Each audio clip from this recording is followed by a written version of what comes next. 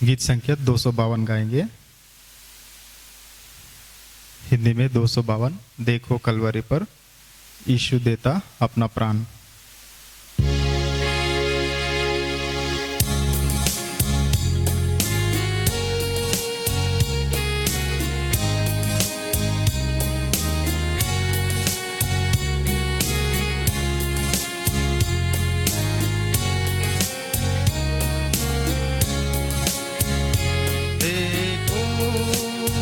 कलवरी पर यीशु देता अपना प्राण, वेदना सदा वहाँ मेरा नाम, वेदना सदा वहाँ मेरा नाम।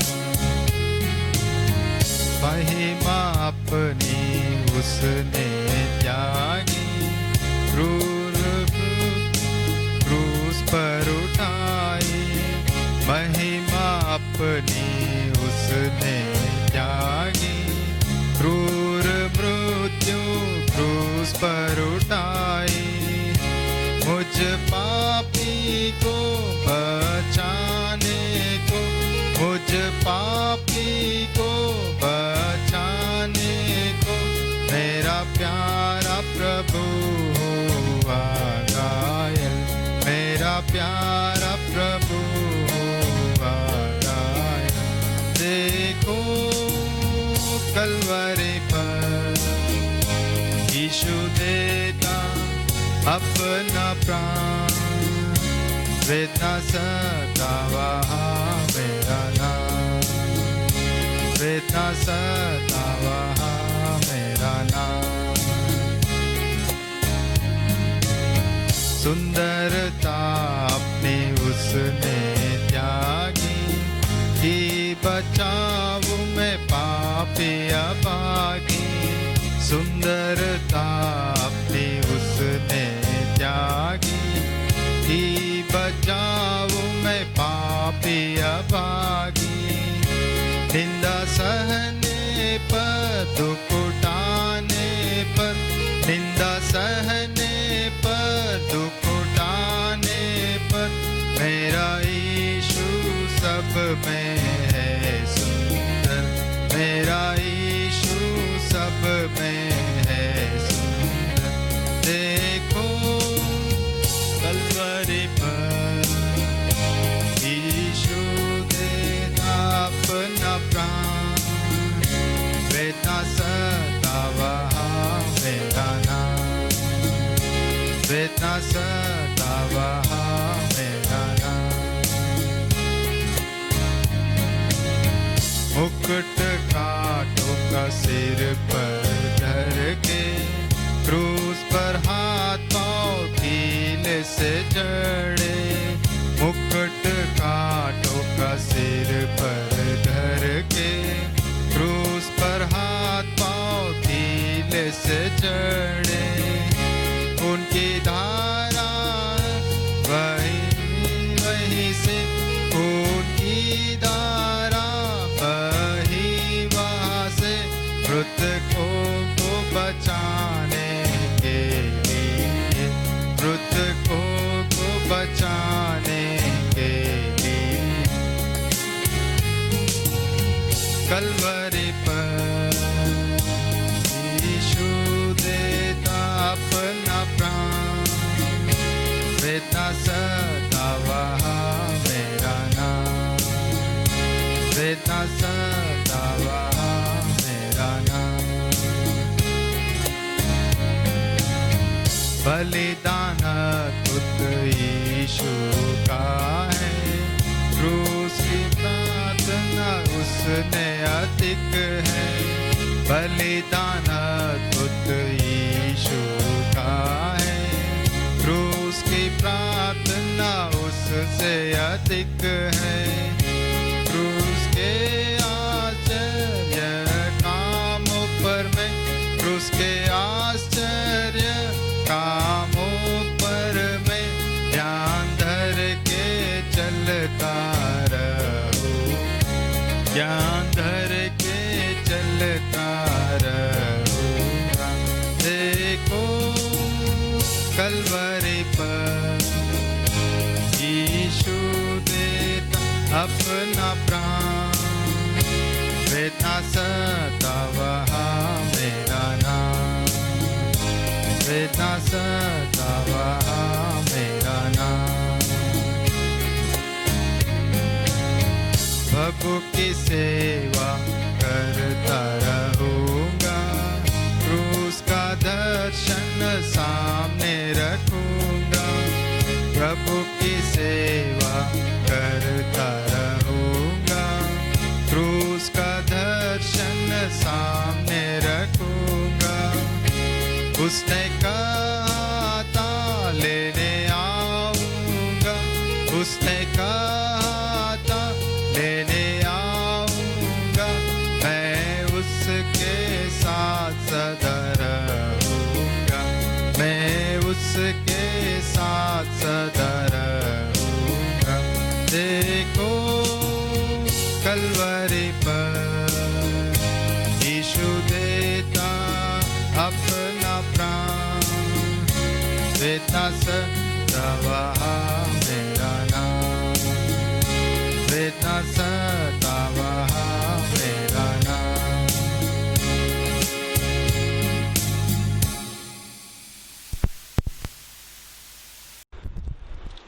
प्रार्थना करेंगे। प्यार प्रभु परमेश्वर, आपको धन्यवाद देते आज के दिन के लिए। प्रभु का दिन में आपने हमें आपकी उपस्थिति में इकट्ठा होकर आपको स्तुति, आराधना, महिमा करने के लिए आपने अनुग्रह दिखाया। आपको धन्यवाद देते। महान परमेश्वर, अद्भुत परमेश्वर, प्रेमी परमेश्वर, दयालु परमेश्वर, करुणामय परमेश्वर, आपको धन्यवाद देते। हे पिता, आपने हमें प्रेम किया और अपने स्वरूप में बनाया। जब हम पापों में गिर गया, हमें बचाने के लिए अपना एकलौता पुत्र प्रभु यीशु मसीह को इस दुनिया में भेज दिया। प्रभु यीशु मसीह का प्रेम बलिदान उस पवित्र लहू के द्वारा हमें धोकर शुद्ध किया, पवित्र किया, आपकी प्रजा संतान बनाया। आपको धन्यवाद देते प्रभु। आपकी आराधना, आपकी महिमा करना संपूर्ण से आत्मा का और सच्चाई का, मन की बातें करके आपने प्रकट किया। धन्यवाद देते प्रभु। हमारी जो कुछ भी काम है, सेवा है, वचन है प्रभु, जो भी है सब कुछ मिलकर परमेश्वर को आराधना करना है। और आपके राज्य जो है पवित्र आत्मा में आनंद की बात है। ये शरीर की मतलब नहीं है, आत्मा की बातें परमेश्वर के राज्य के लिए जो प्रभु यीशु मसीह के द्वारा हमें प्रकट किया कि हमारे लिए आप राज्य तैयार कर रहे, रहने का स्थान तैयार कर रहे। एक दिन आके वापस लेके जाएंगे और हमेशा के लिए उस राज्य में हम राज्य करेंगे, वारिस बनकर रहेंगे। आपका महान योजनाओं के लिए, संकल्पों के लिए, उद्देश्यों के लिए आपको धन्यवाद देते। आज के दिन आपने हमें इकट्ठा किया, धन्यवाद देते। आपका सिद्धि, आपकी योजना, आपका संकल्प को संपूर्ण से पूरा कीजिए। एक दास को आपका चरणों में लेकर आते प्रभु, आपका पवित्र लोह से मुझे धोकर शुद्ध कीजिए, पवित्र कीजिए। मेरा देखना, सोचना, बोलना, करना, हर एक कामों के लिए प्रभु क्षमा चाहता हूँ। आपका पवित्र लोह से धोकर शुद्ध कीजिए। आपकी सिद्धि, आपकी योजनाओं को आप ही पूरा कीजिए प्रभु। हफ्ते भर आपने हमें बचाया, धन्यवाद देते। हर एक समय में आपके साथ रहा, आपने संभाला, हर एक मीटिंग्स में सहायता किया प्रभु। हर एक मीटिंग का रिकॉर्डिंग्स में, पोस्टिंग्स में, सब विषय में आपने अनुग्रह दिखाया, धन्यवाद देते। और आपकी महानता, आपकी उद्देश्य, आपकी इच्छा इस रीति से आप पूरा करें। हमें प्रभु ऐसे ही छोड़ा नहीं, लेकिन अनुग्रह दिखाया, आपके वचनों को हमें दे रहे। इस लॉकडाउन के दिनों में भी आपको धन्यवाद देते प्रभु। प्रभु करीब 75 दिन हो गए अभी तक लॉकडाउन होके प्रभु, आपने अनुग्रह दिखाया सारे भारत देश में प्रभु। आपके घर में इकट्ठा होकर आराधना करने के लिए अगले हफ्ते से अनुमति दिया गया प्रभु। फिर भी बहुत सा जो प्रभु रूल्स एंड रेगुलेशंस दिया है, आप ही अनुग्रह दिखाइए प्रभु। उड़ीसा में इस महीने में पूरा प्रभु लॉकडाउन है और रिलीजियस प्लेसेस इस महीने भी बंद रहेंगे प्रभु। फिर भी इस रीति से हम आगे बढ़ते जाने के लिए आप ही सहायता कीजिए। आने वाले दिनों में आपकी सिद्धि, आपकी योजना इस जगह पर भी आप ही पूरा कीजिए, आप ही अनुग्रह दीजिए और आपकी महिमा हम करते जा सके, सहायता कीजिए। आपके वचनों के द्वारा हर एक को प्रोत्साहन की दीजिए प्रभु, और निरुत्साह नहीं होने के लिए। और प्रभु संपूर्ण से आत्मिक प्रभु वातावरण में घर में भी रखिए प्रभु, ठंडापन किसी को ना आए, दया कीजिए। सारे ब्रांचेस को हम याद करते और इस झारखंड में सभी जगहों में आपकी उपस्थिति रखिए, आपकी सिद्धि इच्छा पूरा कीजिए। प्रभु जो कुछ भाई लोग कुछ गाँव में जा रहे, प्रभु विजिट करके आ रहे, उन्हें संपूर्ण रूप से आत्म से अभिषेक करके उपयोग करते रहिए। आप ही दया कीजिए, आपकी सिद्धि इच्छा आपकी योजना पूरा कीजिए, आपके संकल्प पूरा करते रहिए। और प्रभु आपकी महानता आपके उद्देश्य संपूर्ण रूप से पूरा कीजिए। जल्दी से प्रभु कोरोना वायरस का वैक्सीन दवा मिल सके और प्रभु संपूर्ण रूप से प्रभु मृत्युओं को रोक दीजिए। आपने अनुग्रह दिखाए, दया दिखाए। भारत देश में केसेस बढ़ते जा रहे, दया से आपकी करुणा मदद हम चाहते हैं, आप ही सहायता कीजिए।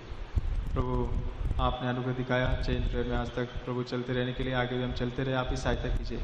जो अस्वस्थ बीमार है, तकलीफों में, परेशानियों में, व्यक्तिगत परेशानी में, सभी को आपके चरणों में रखते हैं। आप ही हर एक के पक्ष में आपके कार्य कीजिए, हर एक प्रभु को चंगाई दीजिए, अनुग्रह दिखाए, दया दिखाए। दुख और परेशानी में जा रहे उन्हें पूर्ण तसल्ली दीजिए और आशा दीजिए, आगे बढ़ते जाने के लिए सहायता कीजिए। प्रभु जो आपका जो इच्छा के अनुसार आज के लिए हमारे लिए जो वचनों को दिया, उन वचनों को संपूर्ण रूप से पूरा कीजिए। प्रभु बहुत से लोग भारत देश में भी, प्रभु खास महाराष्ट्र में, प्रभु बहुत सा बिलीवर्स, प्रभु मुंबई का कुछ मंडलियों में प्रभु वायरस से पॉजिटिव हो गया और कुछ लोगों को एडमिशन नहीं मिल रहा है हॉस्पिटल्स में। अनुग्रह दिखाए, दया दिखाइए, सहायता कीजिए। प्रभु वो लोग को भी आप ही आपके बलवंत हाथों से छूकर चंगाई कीजिए, दया कीजिए, अनुग्रह दीजिए। प्रभु आपके चरणों में आते हैं, आपकी उपस्थिति में हम अपने आप को नम्र और दीन करते, संपूर्ण रूप से प्रभु आप ही आपका सिद्ध इच्छा को पूरा कीजिए। आपकी आवाज़ में सुनाइए, आपके वचनों के द्वारा बातें कीजिए। आपके विचारों को जो हमें दिया, उन विचारों के साथ मैं, मेरा परिवार, हम सब मिलकर पश्चाताप कर सके, ठीक ठाक कर सके, अपने आप को समर्पण कर सके। आप ही दया कीजिए, आपका सिद्ध इच्छा आपकी योजना पूरा कीजिए। आने वाले दिनों में किस तरीके से हमें आगे बढ़ना है, आप स्पष्ट अगुवाई कीजिए, सहायता कीजिए।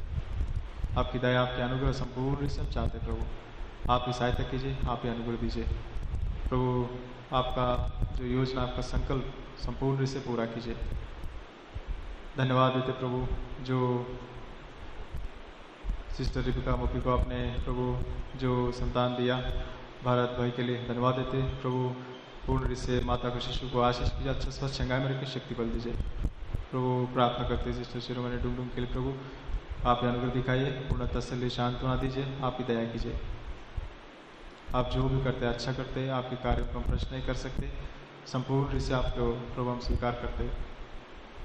प्रभु आपकी महानता, आपके उद्देश्य, आपकी योजनाओं को आप ही प्रकट कीजिए, वचनों के द्वारा स्पष्टता से बातें कीजिए, आपकी सिद्ध इच्छा योजना को पूरा कीजिए।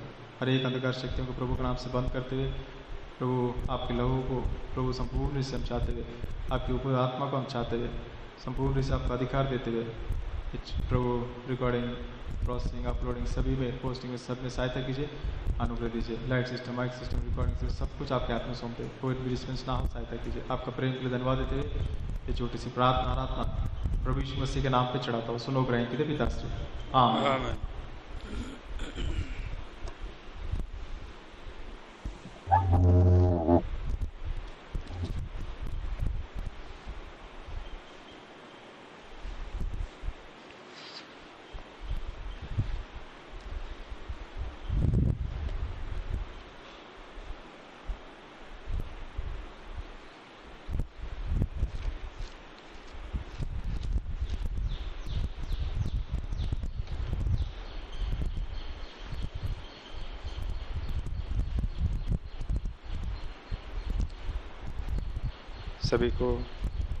सभी को जय मसीह की। आज के लिए प्रभु ने दिया हुआ विचारों को हम प्रभु के वचनों में से हम ध्यान करके थोड़ा समय हम पश्चाताप करके प्रभु को अपने आप को सौंपेंगे।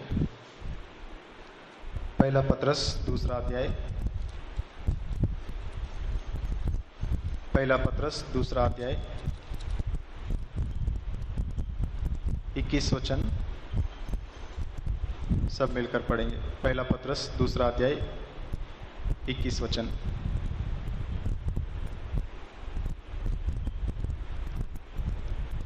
और तुम इसी के लिए बुलाए भी गए हो, क्योंकि मसीह भी तुम्हारे लिए दुख उठाकर तुम्हें एक आदर्श दे गया है कि तुम भी उसके पद चिन्हों पर चलो।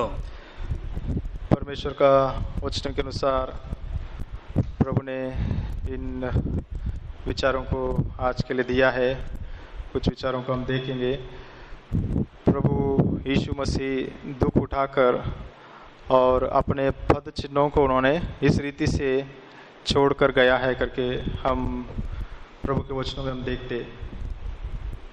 प्रभु का जो जीवन है बहुत ही अद्भुत है, जो बहुत ही अनमोल है। हमारा जीवन में हर एक विषयों को हम प्रभु यीशु मसीह का जीवन से तुलना करके जब हम देखेंगे तभी हम कुछ तो हमारा जीवन का कुछ मतलब हम समझ पाएंगे और उस रीति से हम कुछ पूरा करने के लिए हमें क्या करना है आगे उसमें प्रभु प्रकट करता है। पतरस इस पत्रिका को लिखते हुए शुरू से लिखता है कि प्रभु यीशु मसीह का प्रेरित पतरस मैं हूँ, और उस रीति से शुरू करता है। तो बहुत ही कम शब्दों में 2 पत्रियों को उन्होंने लिखा है और पूरे शब्दों को देखेंगे तो कुछ भी वो लिखता है उसको फिर से लेकर प्रभु यीशु मसीह को जोड़ देता है। कुछ भी वो बोलता है उसको फिर से लेकर प्रभु यीशु मसीह के जीवन को जोड़ देता है। प्रभु यीशु मसीह के साथ साथ वो चलते हुए उन्होंने अपना जीवन में हर एक बातों को प्रभु यीशु मसीह के साथ जोड़ना और उस रीति से जीवन को समझना उन्होंने सीखा है। हमारा जीवन में भी हर एक बातों को हम प्रभु का जीवन से जब हम जांचेंगे तभी हम कुछ मतलब का जीवन, प्रसन्नता का जीवन और महिमा का जीवन, परमेश्वर हमसे आनंदित होने वाला जीवन हम जी सकता है। जब तक हम प्रभु यीशु मसीह का जीवन से हम अपने आप को मैच नहीं करेंगे तो हम बहुत विषयों में भटक जाने के लिए रास्ता है और मौका है, और हम ये सोचेंगे कि मैं अच्छा ही कर रहा हूँ और मेरा जीवन अच्छा है, उसमें कोई कमी नहीं है, और इसमें क्या कमी उसमें क्या कमी, हम इसी में रह जाता है।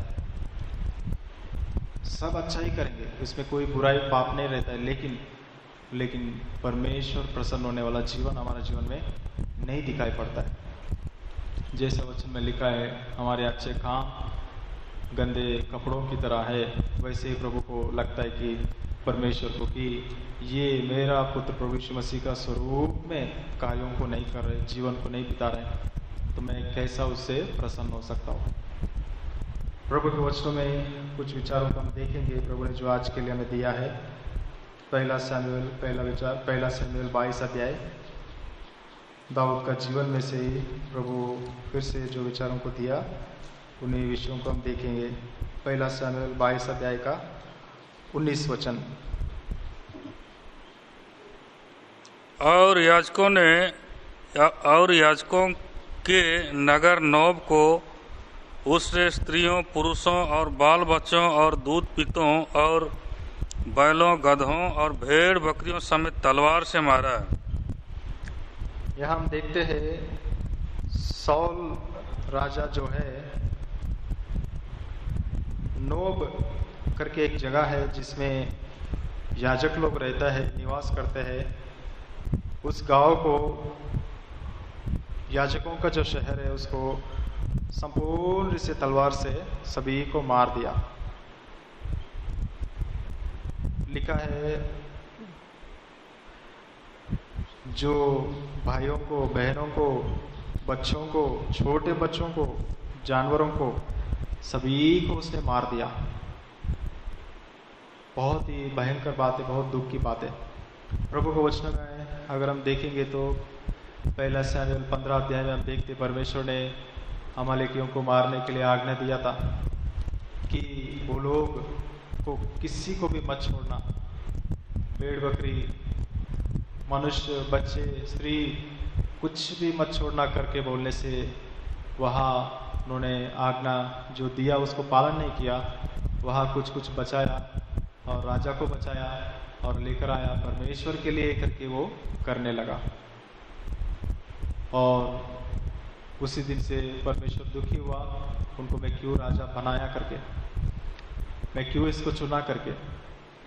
यहाँ हम देखते हैं बिना कोई वजह, बिना परमेश्वर का इच्छा, बिना परमेश्वर की अनुमति, यह सौल राजा क्या कर रहे, दाऊद को उस मदद किया करके, उस अहीमेलेक जो याजक को और उसके साथ जितने भी याजक लोग थे, करीब ये 85 उतने प्रीस्ट को उन्होंने सबको मारने के लिए आज्ञा दिया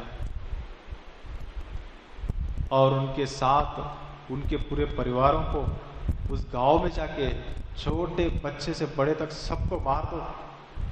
कितना भयंकर बात है, इतना द्वेष, इतना जलन, इतना भयंकर रीति से, पूरी रीति से जो उनके परिवारों को, बच्चों को, भेड़ बकरियों को, पूरा शहर को ही नाश कर दिया। जहां प्रभु बोला ऐसा करो करके वहां नहीं किया, जहां परमेश्वर बोला नहीं, जहां परमेश्वर की अनुमति नहीं, जहां परमेश्वर कुछ भी बताया नहीं, फिर भी ऐसी जगह में जाकर संपूर्ण रूप से वो नाश कर दिया। डर और भय संपूर्ण रूप से भूल गया। परमेश्वर के याजकों को परमेश्वर ने चुना है, अपने लिए अलग किया, उनको चुना नहीं है, ये सब बातों को उन्होंने भूल गया। प्रभु के वचन के अनुसार जब हमारा हृदय में ऐसा द्वेष और ईर्ष्या, जलन जब हम रखते हैं, तो हम भूल जाएंगे कि मैं क्या कर रहा हूँ और किस पर हाथ कर रहा हूँ और किसके ऊपर मैं चढ़ रहा हूँ और मैं क्या कर रहा हूँ। केवल हम अपने जिद पे लड़ा रहेंगे, अपने बात पे लड़ा रहेंगे, उसको कैसे भी खत्म करना है, उसको क्यों सहायता किया। यहाँ हम देखते कि अहीमेलेक को जब पूछा तुमने क्यों दाऊद को मदद किया बोलने से, तो अहीमेलेक याजक बताता है कि राजा, आपका जैसा जो राजा को दामाद बनकर विश्वास योग्य, 22 का 14 वचन में लिखा है, इतना विश्वास योग्य कौन है दाऊद जैसा, आपके सेवकों में कोई भी नहीं है। और उस रीति से मैं उसको मदद किया, ऐसा सोच करके बोलने से, तो वो सुनता नहीं, तुम और तुम्हारा घराना सब लोग मरेंगे। सेवकों को बोलने से सैनिक लोग नहीं मारते, परमेश्वर का जो याजक लोगों को हम हाथ नहीं डालेंगे। उस समय तो वो सोचना चाहिए मैं क्या कर रहा हूँ, नहीं, लेकिन उन्होंने मार दिया। प्रभु का वचन के अनुसार बहुत ही, जब परमेश्वर हमारा साथ नहीं रहता है, परमेश्वर की आत्मा हमें छोड़कर जाता है, हम प्रभु को दुखाते रहेंगे, बार बार और परेशान करते रहेंगे और परमेश्वर हमारा साथ रहना छोड़ देंगे, तो हम बहुत ही मूर्खता का काम करते जाएंगे, करते जाएंगे, करते जाएंगे। प्रभु का वचन में लिखा है कि नीति वचन का 6 अध्याय का 15 वचन में कि ऐसा लोग का हालत क्या होता है करके पढ़िए। नीति वचन 6 अध्याय का 15 वचन।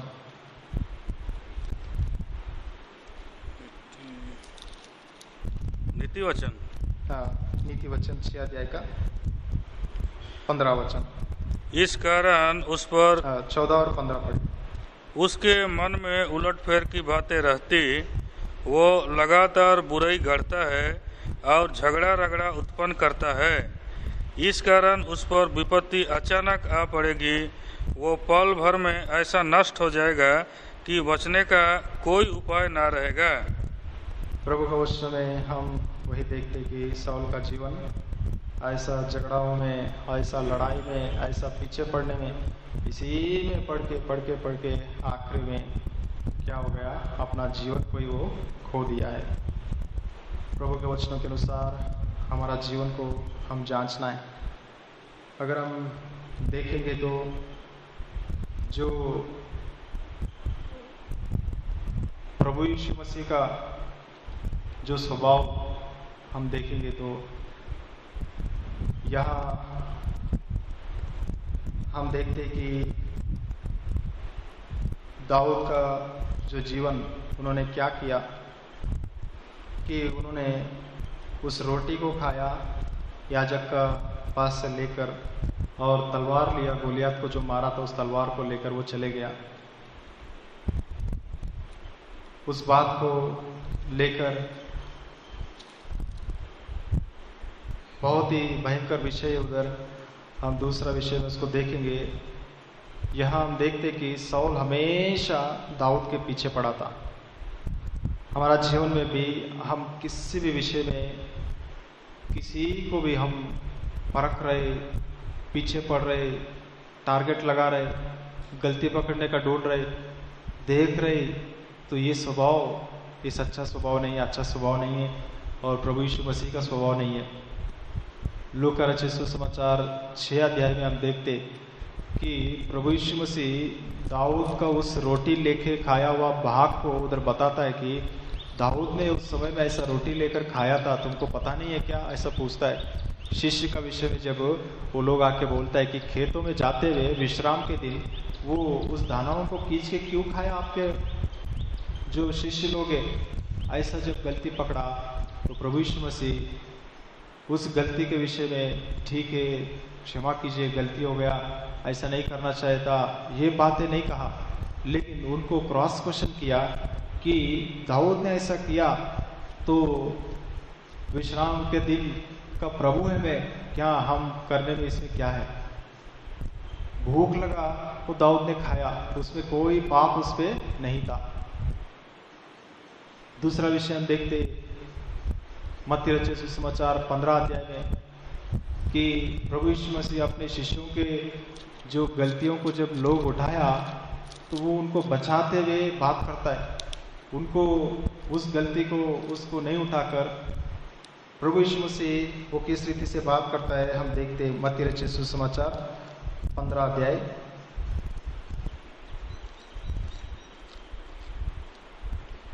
मत्ती रचित सुसमाचार 15 अध्याय 1 और 2 वचन 3 वचन तक पढ़िए। तब यरूशलेम से कुछ फरीसी और शास्त्री यीशु के पास आकर कहने लगे, तेरे चेले पूर्वजों की परंपराओं को क्यों टालते हैं कि बिना हाथ धोए रोटी खाते हैं। उसने उनको उत्तर दिया, तुम भी अपनी परंपराओं के कारण क्यों परमेश्वर की आज्ञा टालते हो।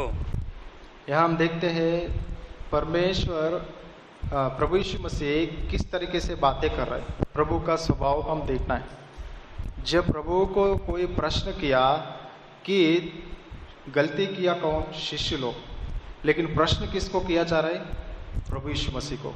उस समय में यरूशलेम से आकर यीशु के पास आकर फरीसी लोग, तुम्हारा चेले हाथों को ना धोते हुए क्यों खाते हैं। प्रभु यीशु मसीह को प्रश्न कर रहे कि क्यों ऐसा करते तुम्हारा शिष्य लोग करके। तो प्रभु यीशु मसीह देखिए ऐसा ऐसा करके जवाब देने की जगह पर वो क्या बोल रहे, वापस उनके मुंह पे क्वेश्चन डाल दिया कि तुम लोग क्यों परमेश्वर का आज्ञाओं को उल्लंघन करते करके, आज्ञा का अतिक्रमण क्यों करते करके उन्होंने प्रश्न किया। ये स्वभाव अच्छा है क्या। हमसे कोई बोलेंगे तुम्हारा गलती है, तुम ऐसा किया बोलने से हम तुरंत वापस तुम्हारा ये भी गलती है, उसका क्या है, ऐसे बोलने से हम क्या बोलेंगे। वो नम्र नहीं है, दीन नहीं है, उसके पास मानने का स्वभाव नहीं है अपनी गलती को, लेकिन उल्टा यहाँ का वहाँ का, पहले का, ये बात वो बात उठा के बात करते। ऐसा स्वभाव जैसा दिखाई पड़ता है प्रभु यीशु मसीह का। लेकिन प्रभु क्यों ऐसा प्रश्न किया उनको। एक परफेक्ट व्यक्ति प्रभु यीशु मसीह है, इसलिए उन्होंने प्रश्न किया। लेकिन वही स्वभाव हम भी लेना है करके नहीं कि प्रभु यीशु मसीह जो भी उनको प्रश्न किया उनको वापस मुंह पे प्रश्न किया, इसलिए वो स्वभाव मैं भी लेता हूँ। क्या 15 अध्याय में प्रभु यीशु मसीह ने नहीं कहा जब उनको शिष्यों का गलती, ये गलती वो गलती करके आया तो तुम्हारा जीवन में भी इतना गलती, उसका क्या है, ऐसा पूछा है। तो मैं भी पूछता हूँ। वचनों को, अक्षर को हम पकड़ने से आत्मा में हम जीत नहीं पाएंगे। प्रभु यीशु मसीह एक परफेक्ट मैन है और वो परफेक्ट है हर एक बातों में। उन्होंने कोई भी पाप नहीं किया। अभी जो हम पढ़ा है पहला पत्रस 2 अध्याय का 23-24 वचनों में, उनका जीवन में पाप नहीं दिखाई पड़ा। जिसके अंदर पाप नहीं है वो व्यक्ति पत्थर डाल सकता है, बोला प्रभु। वो परमेश्वर है, वो प्रभु है, उनके अंदर पाप नहीं। वो हमें प्रश्न कर सकते हैं वापस में। क्यों प्रश्न किया। प्रभु ने बोला है तुम न्याय मत करो, तुम दूसरों की गलती को मत उठाओ, क्योंकि हर मनुष्य, प्रभु चाहता है कि कोई भी किसी का गलतियों को मुंह पर बोल के दिखा दे, या ये ठीक नहीं वो ठीक नहीं करके बोलना, उसके पीछे पड़ना मनुष्य का काम ही नहीं है। तुम मेरे चेलों के पीछे पड़ेगा, अब मेरे चेले तुम्हारे पीछे पड़ेंगे तो तुम्हारा भी गलतियां रहता है। तुम शास्त्री फारसी लोग मंदिर में एक एक आज्ञाओं को पूरा कर रहे हैं या नहीं करके आके देखते बैठेंगे तो हमारा शिष्यों को भी कुछ गलतियां मिलेगा। ये तरीका नहीं है जीने का। तरीका यह है कि हम बिल्कुल प्रश्न करते हुए न्याय करने वाला परमेश्वर के हाथों में सौंपो। वहां लिखा है पहला पत्रस 2 अध्याय का 23, 24, 25 वचनों में, वो पाप नहीं किया लेकिन अपने आप को परमेश्वर के हाथों में सौंप दिया। वो न्याय भी नहीं किया। कितना अद्भुत स्वभाव है। प्रभु यीशु मसीह का स्वभाव को हम समझना है, आत्मा के स्वभाव को हम समझना है, अक्षर के बातों को नहीं। प्रभु ने वापस में प्रश्न किया, मैं भी प्रश्न करता हूं, तुम्हारा जीवन में ये कमी था उसका बोलो, फिर बाद में मैं प्रश्न करता हूं।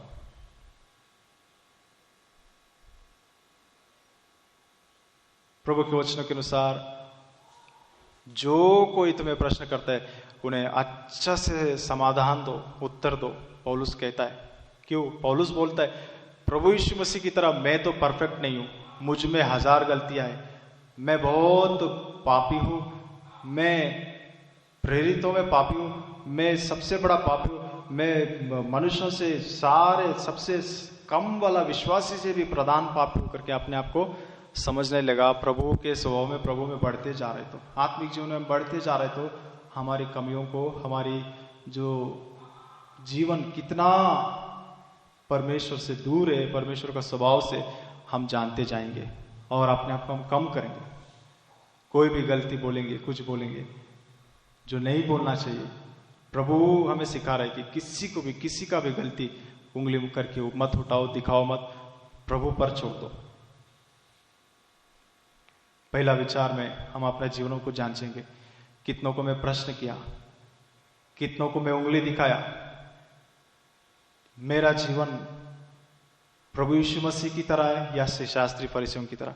हम किसी के जीवन को टॉर्च लाइट लगा के देख रहे हैं, किसी के जीवन को हम गलती मिलने के लिए, प्रश्न करने के लिए, मेरा जीवन की गलती पकड़ के उन्होंने एक बार सबके सामने खड़ा किया, इसलिए उनका भी कुछ तो मिले। देखते रहता हूं, एक दिन मिलेगा।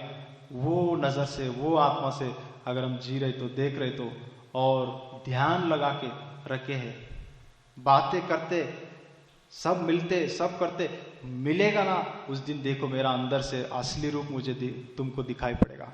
ये हमारा स्वभाव है तो हमारा जीवन प्रभु के स्वरूप में हम नहीं बदल रहे, प्रभु को हम प्रसन्न नहीं कर सकता है। परमेश्वर को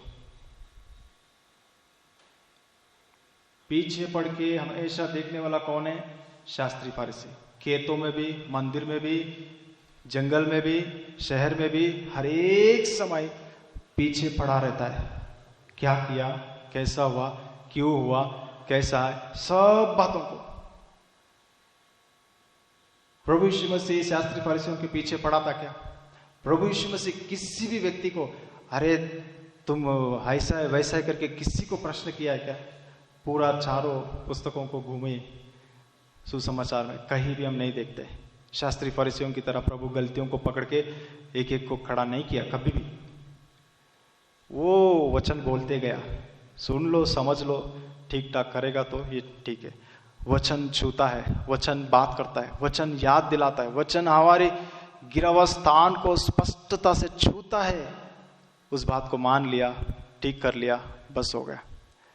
प्रभु किसी को भी पर्सनली आके तुम्हारा जीवन ठीक नहीं है, तुम्हारा गलती है, तुम इस विषय में गलत है, कभी भी किसी के पीछे नहीं पड़ा। 70 चेलों में बहुत गलतियां था, 12 चेलों में बहुत गलतियां था, लेकिन कभी भी उन लोगों को तुम क्यों ऐसा है, ऐसा करके बारों में खड़ा होकर के किसी को उन्होंने एक ही नहीं किया। हमारे जीवन में भी हम अपने घरों में, अद्भुत समय है लॉकडाउन में, हम करीब बनने के लिए एक दूसरे से, लेकिन कुछ घर ऐसा भी हो रहा है कि दूर दूर बन रहे, एक दूसरे का चेहरा नहीं देख रहे, घर में रहते हुए एक दूसरे से बातें नहीं करते। ऐसा लगता है कि चले जाओ घर छोड़ के।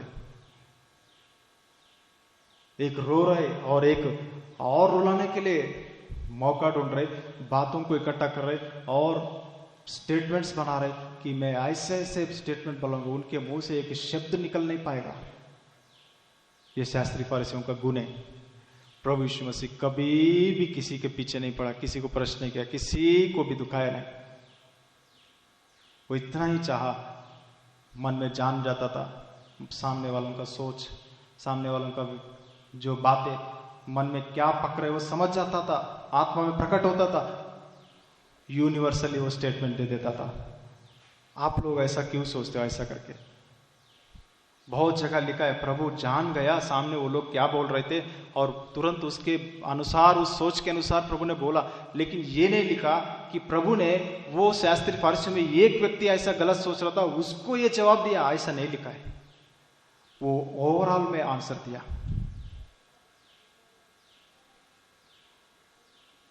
बहुत गलतियां प्रभु को दिखाई पड़ता है। वो आत्मा से इतना स्पष्ट साथे देखता है कि एक एक के सोच विचार, एक एक के मनों में क्या क्या चल रहा है, पूरे गलतियां दिखता रहता है। सबके पीछे पड़ा है क्या? झुंड हजारों लोग कभी आते हैं, सबका गलतियां प्रभु को स्पष्टता से प्रकट कर रहे। लाइन लगाया क्या? तुम्हारा ये गलतियां भाई, तुम्हारा ये गलतियां, तुम जीवन ठीक कर नहीं किया। उन्होंने सबको मिलाकर संदेश दे दिया। हमारा जीवन में भी जब आत्मिक जीवन में बढ़ रहे, प्रभु में बढ़ रहे, सच में आत्मा में बढ़ रहे, सामने वालों का गलतियों को प्रभु दिखाता है। देखो उनके अंदर शरीरता, देखो उनके अंदर, उसको लेकर हम उनको पिन पॉइंट नहीं करना है, उनको बोलने का मौका नहीं ढूंढना है। प्रभु मुझे प्रकट किया करके सैमुअल कभी एली को बोला नहीं, लेकिन अपने मन में रखा। उसके अनुसार वचन बोलने के लिए परमेश्वर जब देता है विचार, तभी उन विचारों का बोलना है। लेकिन उस बातों को याद रख के, उस बात के लिए वचनों को ढूंढ के मिला के एक पॉइंट बना के ठोकना भी प्रभु का इच्छा नहीं है। जब मैं विश्वासी था, कुछ विषय समझ में आता। जब प्रभु सेवा में बुलाया तो एक एक विश्वासियों के मन में बहुत सा लोग क्या सोचते, क्या बोल रहे हैं, ऐसा प्रभु प्रकट करता रहता है। तो प्रभु वो लोग गलत सोच रहे, इसके लिए ये पॉइंट देता हूँ। नहीं, मैं जब दूंगा तो बोलने का, नहीं तो छोड़ दो। ऐसा तो हजार सोचते रहते हैं हमारे विरोध में, वो सब के लिए जवाब देना हमारा काम नहीं है। मेरे स्वरूप में बदलना तुम्हारा काम है। मेरे जैसा बोलना, मेरे जैसा उठना बैठना चलना, ये काम। लेकिन मैं और तुम संपूर्ण रीति से एक बनाने के लिए परमेश्वर की योजना है। तो पूरा कोशिश करो कि उसमें बनने के लिए, मेरी तरह बनने के लिए पूरा शक्ति, तन मन लगाओ, सब कुछ लगा दो। आज हम किस पर हमारा शक्ति समय को लगा रहे हैं? यरूशलेम में मंदिर को छोड़ के, खेतों के पीछे, अपने काम को, घरों को छोड़कर, प्रभु ने दिया जिम्मेदारियों को छोड़कर, इसका गलती उसका गलती पकड़ने के लिए इन्वेस्टिगेशन, बातें, डिस्कशन, प्रभु को हम जवाब देना पड़ेगा। दूसरा विचार हम देखेंगे। पहला विचार में हम सीखना है, प्रभु यीशु मसीह कभी भी साउल की तरह दाऊद के पीछे पड़ा, परिवार को छोड़ दिया, राज्य को छोड़ दिया। इतने परिवार मर गया, राज्य, प्रभु का नाम को महिमा की जगह प्रभु का नाम को निंदा आया। हमारा जीवन ऐसा ना रहे। क्रूस उठा के हम चलेंगे, क्रूस उठा के चलने वालों को यहाँ वहाँ, इसका उसका गलतियों को देखने के लिए नहीं मिलेगा। दूसरा विचार में हम देखेंगे 21 अध्याय का, पहला शमूएल 21 अध्याय का 1 से लेकर 9 वचन में हम देखते कि दाऊद अहीमेलेक के पास आया।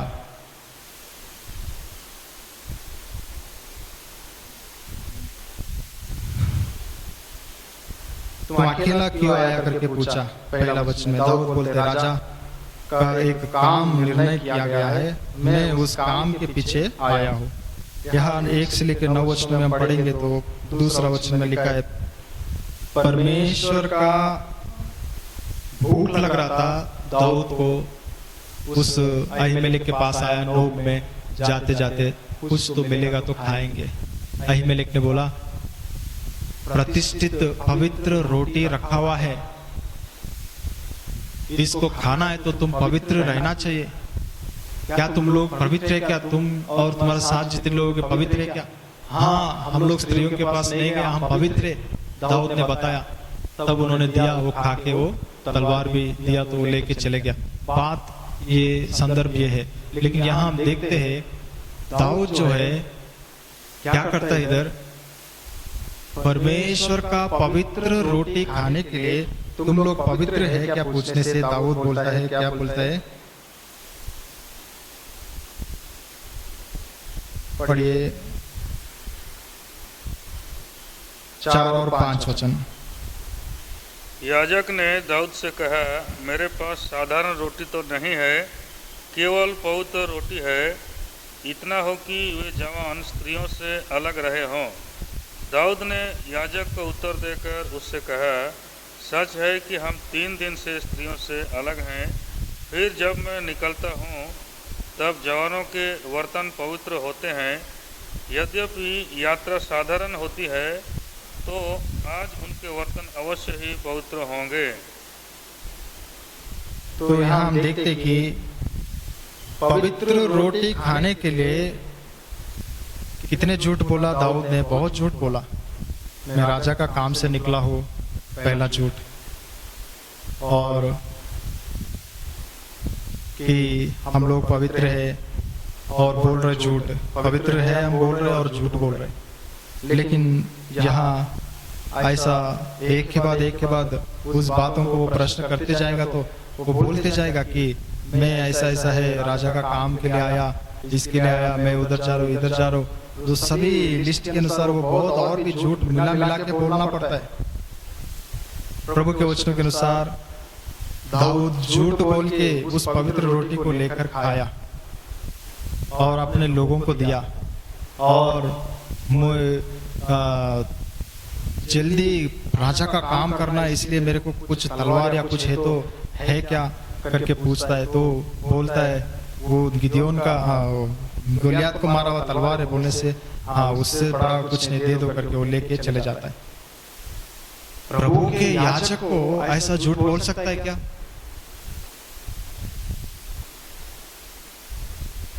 A.W. टोजर करके बहुत ही अद्भुत विषयों को परमेश्वर के विषय में लिखा है। उन्होंने लिखा है कि एक आत्मिक व्यक्ति का पहला कदम, पहला आशा उनके मन में क्या रहता है कि मैं पवित्र जीवन जीऊं, मेरा जीवन पवित्र है, मेरा देखना उठना बोलना ये सब पवित्र हो जाए, मैं ये चाहता हूँ। अगर अपवित्रता हुआ, कुछ भी गलती हुआ, मन बहुत दुख होता है, मैं क्यों ऐसा बोला, मैं क्यों ऐसा किया, और उसको पश्चाताप करके छोड़ देता है और नया बनते जाता है। ये एक निशान है। लेकिन दाऊद बोल रहे मैं पवित्र हूँ, मेरा लोग पवित्र है, और झूठ बोल के वो रोटी लेके खा रहे, राजा के काम से आया। लेकिन इस बात को अगर हम देखेंगे तो इसकी वजह से नतीजा क्या हुआ? अहीमेलेक मर गया, उनके साथ 85 वो प्रीस्ट याजक लोग मर गया, उनके परिवार, उनके बाल बच्चे, उनके भेड़ बकरी सब मारा गया। छोटा मोटा नुकसान नहीं, बहुत बड़ा नुकसान है। अगर मैं झूठ ना बोल के सच सच बोल के ऐसा ऐसा कंडीशन है, परिस्थिति है, जिसके लिए आप कुछ करो करके कुछ खा के चले गए हो तो वो लोग बच जाते थे। राजा को सही जवाब देने लायक उनको मैं तैयार कर सकता था।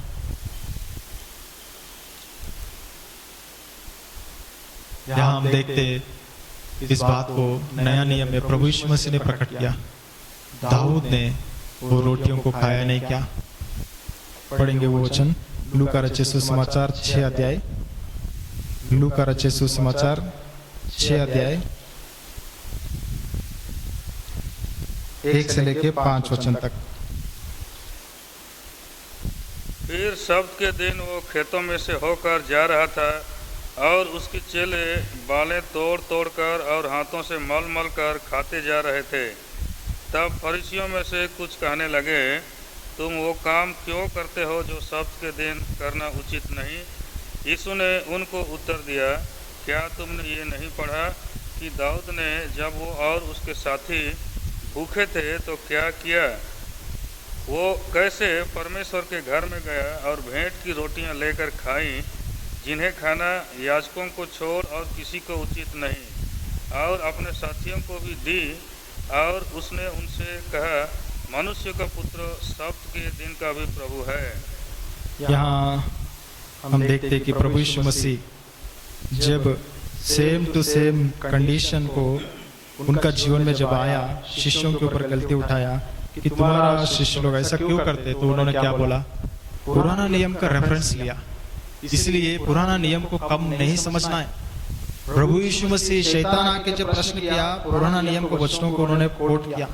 प्रभु यीशु मसीह यहाँ फारसी लोग आके बोल रहे तो पुराना नियम का संदर्भ को उठा के बोल रहे। पवित्र रोटियों को दाऊद ने खाया, उनके लोग ने खाया, क्या हुआ? कुछ नहीं हुआ ना। तो अभी ये लोग खाने से क्या हो रहा है? मैं तो विश्राम दिन का मालिक हूँ, मैं परमेश्वर का पुत्र हूँ। परमेश्वर दाऊद को चुना, उनके लिए बना रहे हिस्ट्री, उनके लिए जीवन, उनके लिए पृथ्वी चला रहे। वचन में लिखा है भजन 7:8 में, मैं अपनी प्रजा के लिए, तुम्हारे लिए मैं जाति जातियों को दे दूंगा। मतलब कितने लोग मरेंगे लेकिन तुम बचे रहेगा। तुम मेरे लिए ऐसा है। प्रभु जब तक जिनको रखता है उनको रखता है, जब उनको जिनको ले जाना है वो ले जाता है। प्रभु का काम, प्रभु की योजनाएं, प्रभु के विचार बहुत ही अद्भुत, हम समझ नहीं पाएंगे। अक्षर को पकड़ेंगे तो दाऊद झूठ बोल के वो पवित्र रोटी को खाया, वो अपवित्र है, लेकिन आत्मा को हम देखना है। प्रभु यीशु मसीह उस बात को कोट कर रहे इधर, ही वॉज होली। इसका मतलब उसमें कुछ नहीं है। भूख लगा, खा लिया, चले गया। शिष्य लोग भी भूख लगा, निकाल के खा लिया। हम देख सकते हैं दाऊद, हो सकता है कि ये सब झंझट में अहीमेलेक को उनको क्यों पढ़ने देने का कुछ पता नहीं होने से अच्छा है मैं बस नॉर्मल रीति से कुछ और बात बोल के मैं चले जाऊंगा, उनको परेशान नहीं करूंगा, ऐसा भी पॉजिटिवली सोच के बताया होगा। लेकिन वहां 2-1 करके एक था, उसने बोल दिया और उसका उतना बड़ा नुकसान हो गया। तो प्रभु के विचारों को दूसरा विचार में हम ये समझना है कि हम समझ नहीं पाएंगे। एक परमेश्वर का दास बोलते हुए मैं सुना कि एक बच्चा को बचाने के लिए एक हेरोद को ना मार के जब वो ज्ञानी लोग धोखा दे के चले गए करके राजा समझ गया, हेरोद राजा बैतलहम में 2 साल के अंदर सभी बच्चों को मार दो करके आज्ञा दिया। कितना भयंकर बात है। एक राजा को परमेश्वर नहीं मार सकता है क्या? इतने बच्चे मरना जरूरी है क्या? इतने माता लोग दुखी होना जरूरी है क्या? जरूरी है, क्योंकि बहुत सा विषय परमेश्वर के वचनों में हम समझ नहीं पाएंगे। यहाँ इस पृथ्वी में रहते हुए कभी नहीं समझ पाएंगे। एक दिन परमेश्वर के पास जाएंगे तभी हम समझ पाएंगे। इसलिए कोई बात को लेके वाद विवाद मत करना, ये सब व्यर्थ करके पौलुस बोलता है। जो बात समझ में नहीं आया उसे हमें छोड़ देना है, क्योंकि यशाया 55 का 8 वचन में लिखा है। पढ़िए यशाया का किताब 55 का 8 वचन।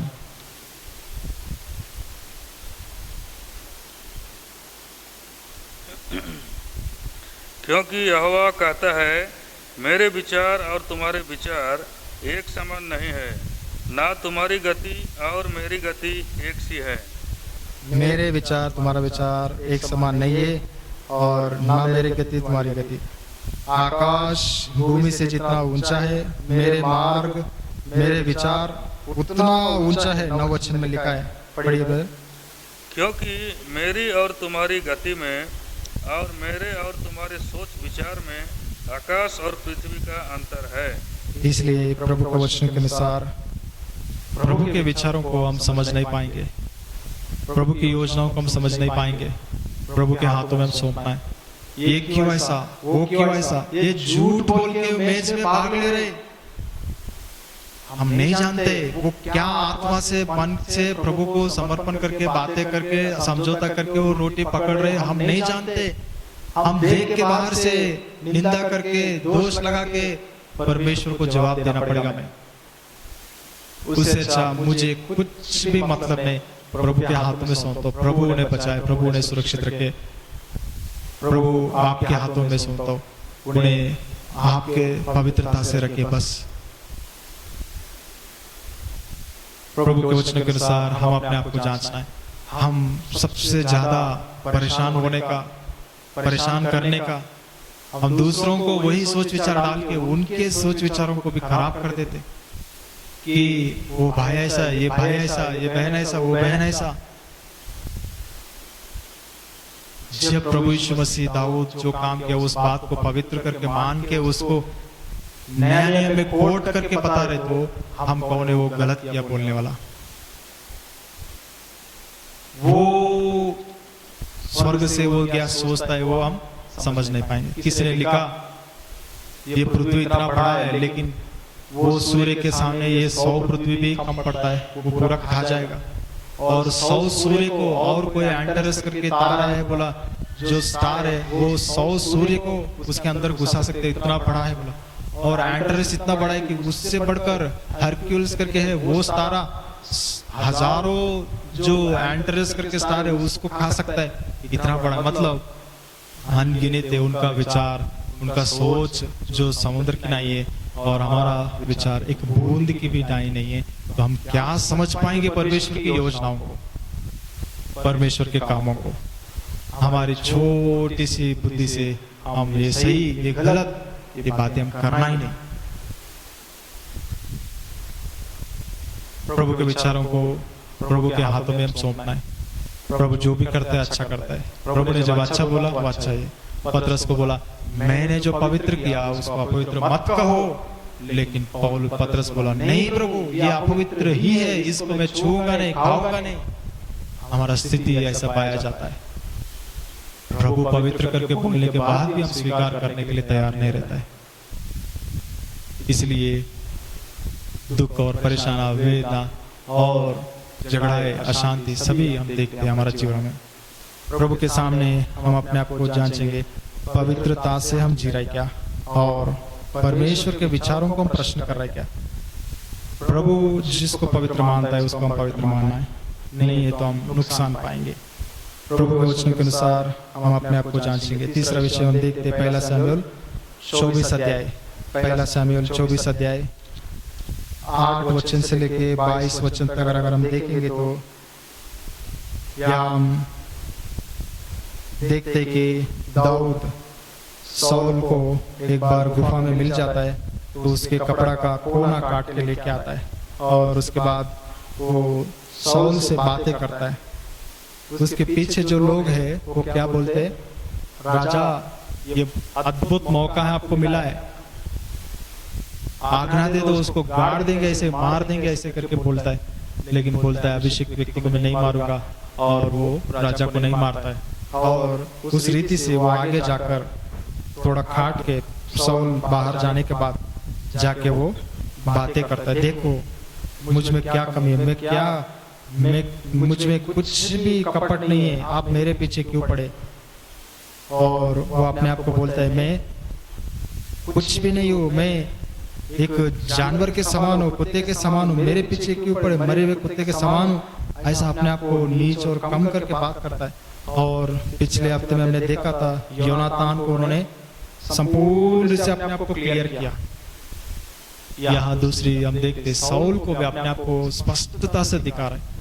वो क्या कहता है, राजा से बातें करते करते पढ़िए 24 अध्याय का 12 वचन, 11 और 12 वचन। फिर हे मेरे पिता देख, अपने बागे की छोर मेरे हाथ में देख, मैंने तेरे बागे की छोर तो काट ली, परंतु तुझे घात ना किया। इससे निश्चय करके जान ले कि मेरे मन में कोई बुराई या अपराध का सोच नहीं है। मैंने तेरे विरुद्ध कोई अपराध नहीं किया, परंतु तू मेरा प्राण लेने को मानो उसका अहेर करता रहता है। यहोवा मेरा और तेरा न्याय करे, और यहोवा मुझसे मेरा बदला ले, परंतु मेरा हाथ तुझ पर ना उठेगा। यहाँ हम देखते कि दाऊद स्पष्टता क्लियरिटी दे रहे शाऊल को कि राजा मेरे तरफ से आपके लिए कभी कुछ नुकसान नहीं होगा, याद रखिए मेरे तरफ से कुछ भी आपको नहीं होगा, आपके प्राण को कुछ भी खतरा नहीं रहेगा। आप मेरे पीछे बेकार में पड़े हो, यहोवा न्याय करेगा। इस रीति से वो बोलता है 14 वचन में, इजराइल राजा किसको पकड़ने के लिए आ रहा है। प्रभु के वचन के अनुसार हमारा जीवन में भी हम ध्यान रखना है कि परिस्थितियां कभी कभी ऐसा आता है कि हम स्पष्टता से क्लैरिटी जब हम देंगे, मेरा तरफ से कुछ भी नहीं रहेगा ब्रदर आपके लिए। मैं आपको ना आपकी गलतियों को, मैं आपको मारने के लिए, मैं आपको पकड़ने के लिए मैं नहीं हूँ। ऐसा आप बिल्कुल मत सोचिए। जब हम क्लैरिटी दे देता है, मैं आपके प्राण को नहीं छूऊंगा, मैं राजा नहीं बनूंगा, आप ही राजा रहेगा, तो प्रभु का वचन में लिखा है, जब एक व्यक्ति का चाल चलन परमेश्वर को प्रसन्न होता है, वो शत्रु को भी मित्र बना देता है। यहाँ हम देखते हैं साउल इन बातों को सुनने के बाद क्या देखते हैं हम लोग? पढ़िए 22 वचन, इसी में आखिरी वचन। तब दाऊद ने शाऊल से ऐसी ही शपथ खाई। तब शाऊल अपने घर चला गया और दाऊद अपने जनों समेत गढ़ों में चला गया। बहुत ही शत्रु को भी परमेश्वर ने मित्र जैसा बना दिया। सैन्य को, राज्यों को, गांवों को, सबको दाऊद के पीछे लगा हुआ व्यक्ति कुछ शब्दों को सुनकर मौन होके, ठंडा होके, तलवार छोड़ के, एकदम समझौता करके, प्रमाण लेकर, प्रतिज्ञा लेकर मौन रीति से वापस शहर में चले गया। हमारा बर्ताव, हमारा जीवन, हमारा बातें बहुत मायने रखता है। राजा को क्लियर बोल रहे, राजा आप मेरे को मारने के लिए ढूंढेंगे, कुछ भी करेंगे, लेकिन मेरे तरफ से हाथ नहीं उठेगा, मेरा तरफ से मैं छूऊंगा नहीं, मेरा तरफ से मारूंगा नहीं, मेरे तरफ से कुछ नहीं होगा। ये आपको लिख के चाहिए क्या? ले लो। तो वो सच में वो लिख के लेता है, बोलता है मेरे को प्रॉमिस करो। राजा प्रॉमिस करना है या दाऊद प्रॉमिस लेना चाहिए राजा से? इतना बड़ा राज्य को लेके मेरे पीछे पड़े हो, एक बार प्रमाण करो ना, मेरा प्राण नहीं छुएगा करके दाऊद मांगना चाहिए, लेकिन शाऊल मांगता है, जब परमेश्वर तुम्हारा साथ है, मैं देख रहा हूँ, मैं मानता हूँ, और जरूर एक दिन तुम राजा बनेगा, तब मुझ पर, मेरे संतान पर दया करो, कुछ नहीं करेगा करके मुझे प्रमाण करो। दाऊद से प्रमाण लेके, प्रतिज्ञा लेके वो वापस चले जाते हैं घर। प्रभु का वचन के अनुसार हमारा जीवन में भी हम ध्यान देना है कि हम ऐसा स्पष्टता हम दे पाएंगे क्या? जब हमें समझ में आ रहा है कि कोई मेरे पीछे पड़ा, कोई मुझे मिसअंडरस्टैंड करे, कोई मुझे गलत सोच रहे, कोई मुझे अननेसेसरली कर रही, प्रभु जब प्रकट करेगा, प्रभु का आत्मा में जब बोलेगा, उनसे बातें करो, क्लियर करो और स्पष्टता से बोलो। तो हमें बोलना है, क्लियर करना है। दाऊद अपने आप को बचाने के लिए उन्होंने ऐसा करना पड़ा, बोलना पड़ा, क्लियर करना पड़ा।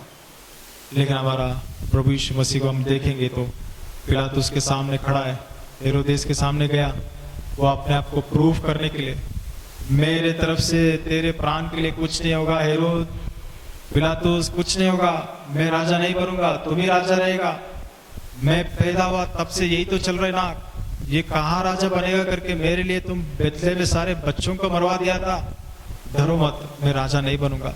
ऐसे बातों को, ऐसा क्लैरिटी देने का जरूरत नहीं पड़ा। पर प्रभु यीशु मसीह वो मनुष्य से बिल्कुल डरता नहीं था, उनको क्लैरिटी देने का जरूरत समझा नहीं, क्योंकि मेरा जीवन समर्पण होना जरूरी है। मुझे गलत समझ रहे हो, समझ लो, मुझे निंदा करेगा करो, मुझे क्रूस पर डालेगा करेगा, मुझे मारेगा मारो, मैं संपूर्ण रूप से समर्पण करता हूं, मैं सामने हूं। अलग अलग प्रकार से परीक्षा किया, प्रश्न किया, मारवा के लेकर आए, उसके बाद फिर से प्रश्न किया, कुछ तो निकलेगा। स्वभाव एक ही है, क्या तुम राजा है क्या, परमेश्वर का पुत्र हो क्या? हाँ मैं हूं। धीमी आवाज में, मौन रीति से, एक ही जवाब, एक ही स्वभाव प्रभु यीशु मसीह दिखाया। तीनों बार बोला, इस व्यक्ति में एक भी गलती मुझे दिखाई नहीं पड़ रही। प्रभु के वचन के अनुसार हमारा स्वभाव कैसा है?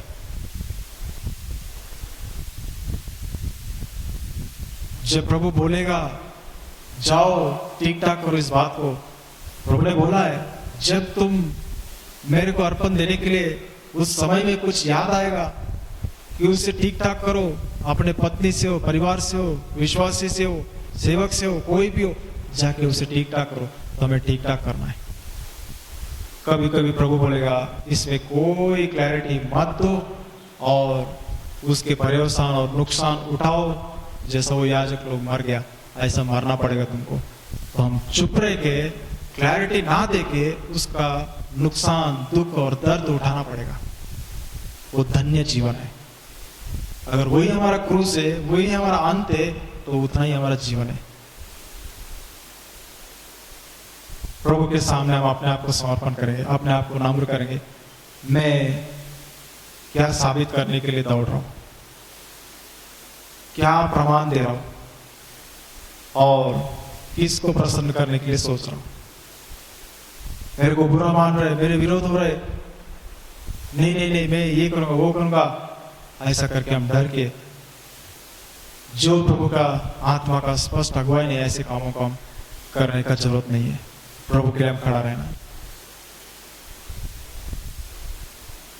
चौथा विचार हम देखते हैं पहला शमूएल 25 अध्याय में नाबाल के विषय में हम जानते हैं कि कैसा नाबाल ने मूर्खता का स्वभाव दिखा के दाऊद को बेइज्जती किया। कौन दाऊद है, मालिक से भागा वो लोग, बहुत लोगों को देखा है, कुछ नहीं दूंगा करके मना कर देता है, तलवार लेके निकलता है।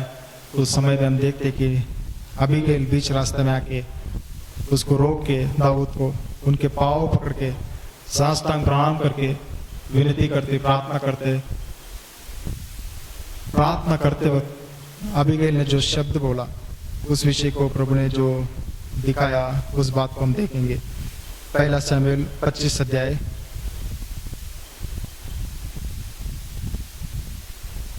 24 वचन से पढ़िए। फिर वो उसके पांव पर गिर के कहने लगी, हे मेरे प्रभु, ये अपराध मेरे ही सिर पर हो।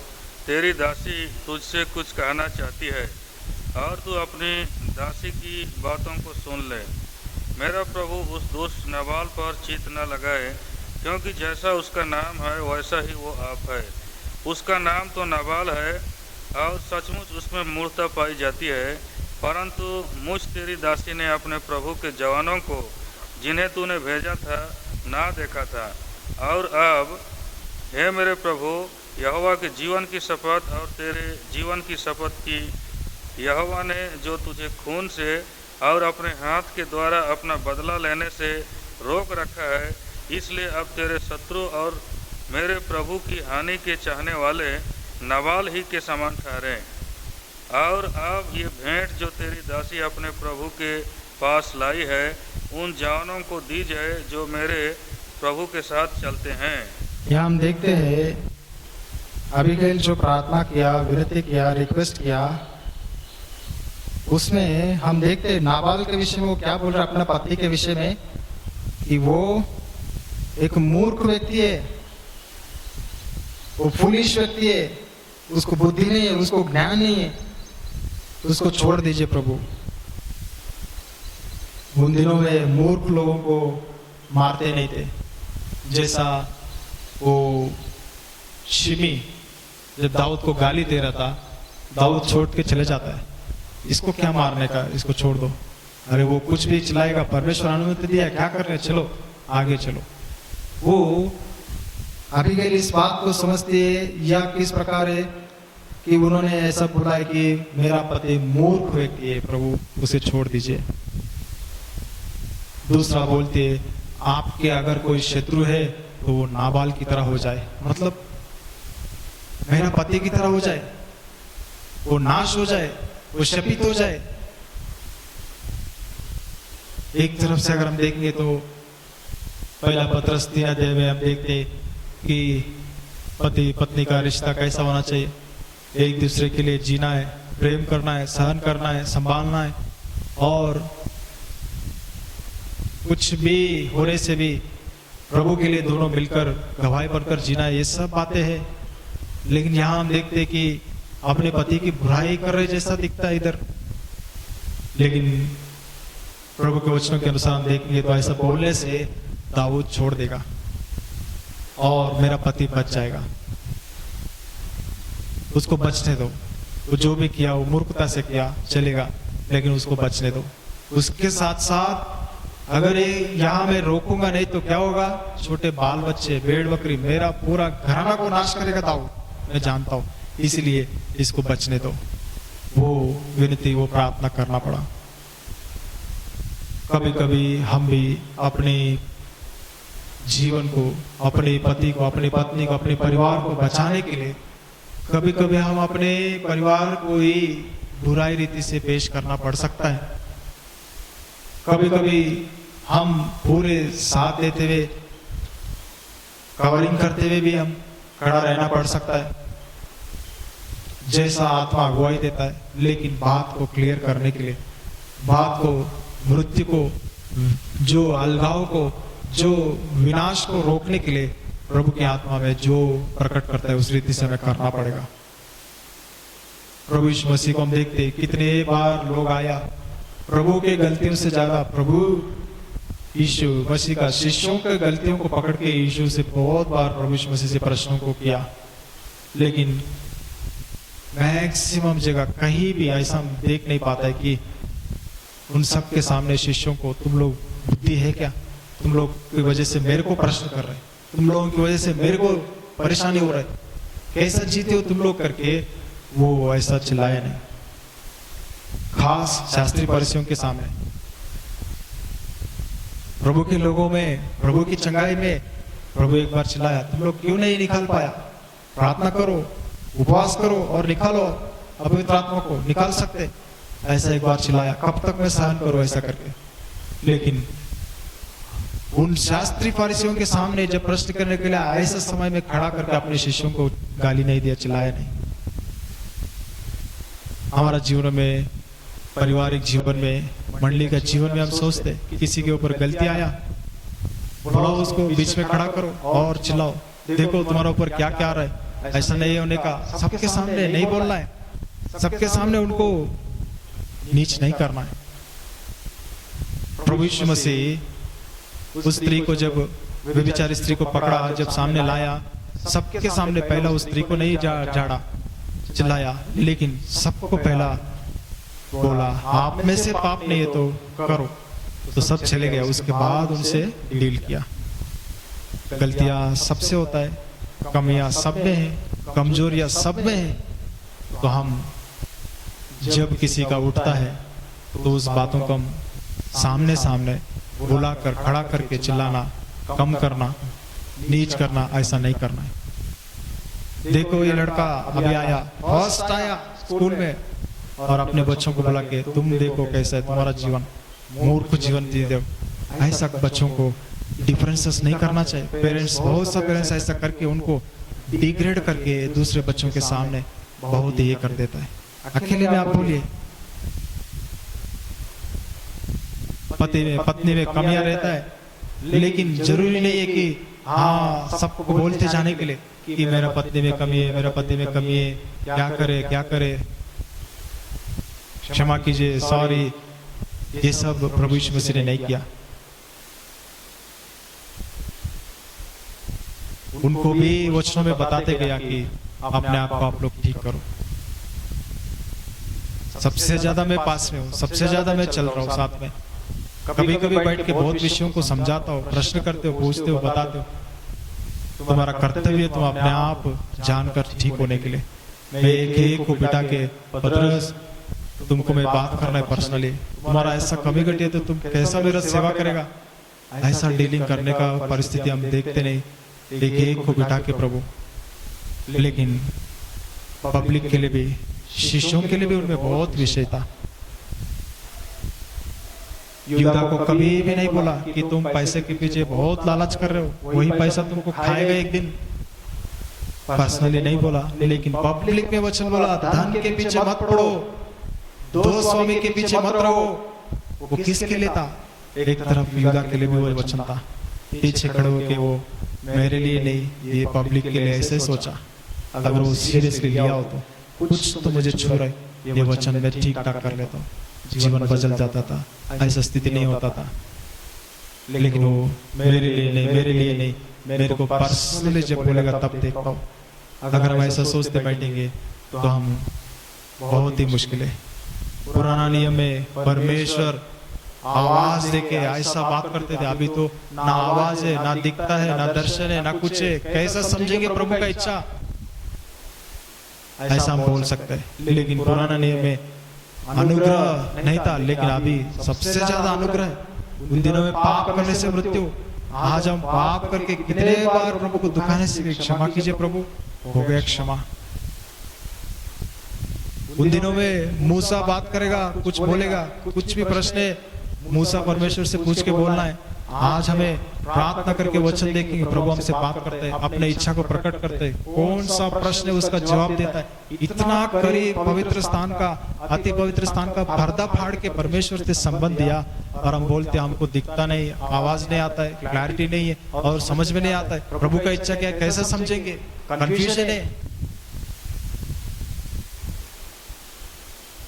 प्रभु का वचनों के अनुसार हम अपने आप को जांचना है। प्रभु ने दिया हुआ जो संबंध है उसको बचा कर रखना है, उसमें बढ़ते जाना है, लेकिन उसमें दूर नहीं होना है। यहाँ हम देखते अबीगैल उस रीति से प्रकट किया। प्रभु के वचनों में आर स्टैनली करके एक व्यक्ति है जो परमेश्वर का बहुत बड़ा सेवा किया भारत देश में, खास कर्नाटका में। बाइबल टीचर है, one of the best Bible teacher in India. बोलता है पारिवारिक जीवन में आप लोग ये मत सोचिए कि मैं सेवा कर रहा हूँ, प्रभु के कामों को कर रहा हूँ करके इसलिए मैं परिवार को ध्यान नहीं दे पाया, पीछे रखा बोलने से वो एंटी बिब्लिकल है करके बोला। अपना व्यक्तिगत जीवन का ध्यान रखो, पारिवारिक जीवन का ध्यान रखो, उसके बाद परमेश्वर ने दिया वो सेवा का ध्यान रखो। परिवार पर ध्यान नहीं है, परिवार को छोड़ दिया और प्रभु के कामों को कर रहा हूँ, ये सही बात नहीं है करके उन्होंने कहा। पहला तिमोथी 3:5 वचन में लिखा है कि जो अपने परिवार को देखभाल नहीं कर पाएगा वो प्रभु का घर को, प्रभु का दिया हुआ सेवकाई को क्या देखभाल कर पाएगा। प्रभु के वचनों के अनुसार हमारा जीवन में हम ध्यान रखना है कि मेरा जीवन, मेरा पारिवारिक जीवन कैसा है। उनके कमियों को प्रभु यीशु मसीह ने कहा, मैं तुम्हारी कमियों को, मैं तुम्हारी निर्बलता को सब कुछ जानकर मैं प्रेम कर रहा हूँ, और आज तुम परिपूर्ण नहीं है लेकिन एक दिन परिपूर्ण बनेगा। मैं उम्मीद रखूंगा, मैं आशा रखूंगा तुमसे, तुम्ही से मेरी आशा है। ये प्रभु की बुलाहट है, वही बुलाहट हम अपने परिवार को देना है। कोई बात नहीं, आज हमारा परिवार गिरा हुआ गवाही है, कुछ सालों के बाद हम अच्छा बन सकते हैं। आज से हम शुरू करेंगे, चलो हम पारिवारिक प्रार्थना करेंगे, चलो हम बाइबल पढ़ने में पढ़ेंगे, चलो हम बैठकर वचन सुनेंगे, काम जरूर होगा, बदलाव जरूर मिलेगा। प्रभु यीशु मसीह खुद ही भोर को उठ के जाता था, कितने बार रातों रात पूरा प्रार्थना करता था, तो हमारे लिए भी बहुत जरूरी है। 2 दिन पहले स्ट्रीम्स इन द डेजर्ट में एक डेली ब्रेड में मैं पढ़ा, फ्रेडरिक करके एक व्यक्ति है, वो बोलता है जब हम नींद आ जाता है, थक जाता है, मैं सो जाता हूँ और प्रभु की आत्मा बोल रहे तुम सोना मत, प्रार्थना करो।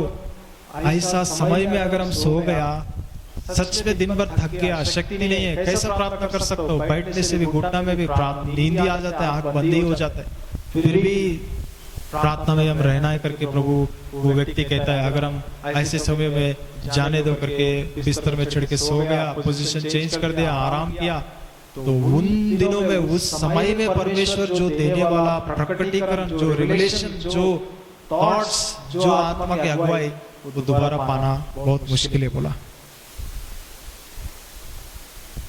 उनका विचार, उनको जो ऐसा लगा, हम एक तरफ से देखेंगे तो पतरस प्रभु यीशु मसीह उस समय में बहुत ही जरूरी था, मेरे साथ प्रार्थना में रहो बोल रहा था, उनके पास कोई शक्ति नहीं बचा था। दिन भर चला प्रभु, कितने किलोमीटर चलाए आपने, कहा ताकत है, बैठो कुछ भी करो, नींद ही आ रहा है, बार बार प्रभु आ रहा है, सो ही रहते। इसलिए हम देखते जब लोग आया, प्रभु यीशु मसीह खड़े होकर आगे गया, मैं मुझे पकड़ो, और शिष्य लोग पीछे रह के भाग गया। ये उसका बिना प्रार्थना का जीवन का नतीजा है। Prayerless life is a powerless life. हमारा जीवन में रवि ज़करियास अंकल ने बोला, किसी ने बोला कि तुम्हारा प्रार्थना का जीवन बताओ और मैं बताऊंगा तुम्हारा परमेश्वर के साथ क्या संबंध है। मैं परमेश्वर को जानता हूँ ये वो करके बोलने से नहीं, प्रेयर लाइफ बताओ, उसके अनुसार मैं बताता हूँ तुम्हारा परमेश्वर को क्या तुम जानते हो, कितना तुम्हारा संबंध है परमेश्वर के साथ। हमारा जीवन में हम ध्यान रखना है, व्यक्तिगत प्रार्थना, पारिवारिक प्रार्थना, मंडली का प्रार्थनाओं में हम भाग ले रहे क्या, अपने आप को हम जांचना है।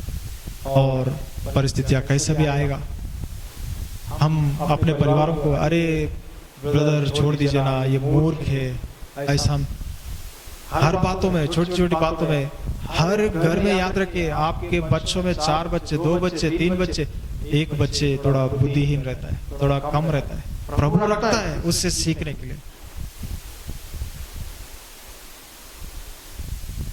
वो बोलता है टेररिस्ट का बच्चे इतना अच्छा से पैदा होता है और हमारे बच्चे ऐसा क्यों पैदा होता है, कुछ कमी। इसका मतलब क्या है? प्रभु की योजना है, प्रभु का संकल्प है, उसे हम समझ नहीं पाएंगे, लेकिन उसे हमें सीखना है, उनको हमें एनकरेज करना है। लेकिन उनकी कमजोरियों को लेके ये मेरे लिए पीड़ा है, ये हमारे परिवार के लिए निंदा का जीवन है, ऐसा करके नहीं, जीवन भर हम उनको अच्छे वस्तुओं को देते रहना है, अच्छे वचन को देते रहना है और आशा रखना है कि ये आज नहीं तो कल नहीं तो 20 साल के बाद भी बदलेगा। एक स्त्री 19 बच्चों को पैदा किया, उसमें 2 देशों को बदलने वाला 2 मिशनरीज को पैदा किया। यशाई को 8 पुत्र, उसमें 7 लोग आए, तो ये सबको मैंने चुना नहीं, वो आखिरी वाला उसको मैंने चुना है। प्रभु के वचन के अनुसार हमारा बच्चों में प्रभु किसको चुना हम नहीं जानते।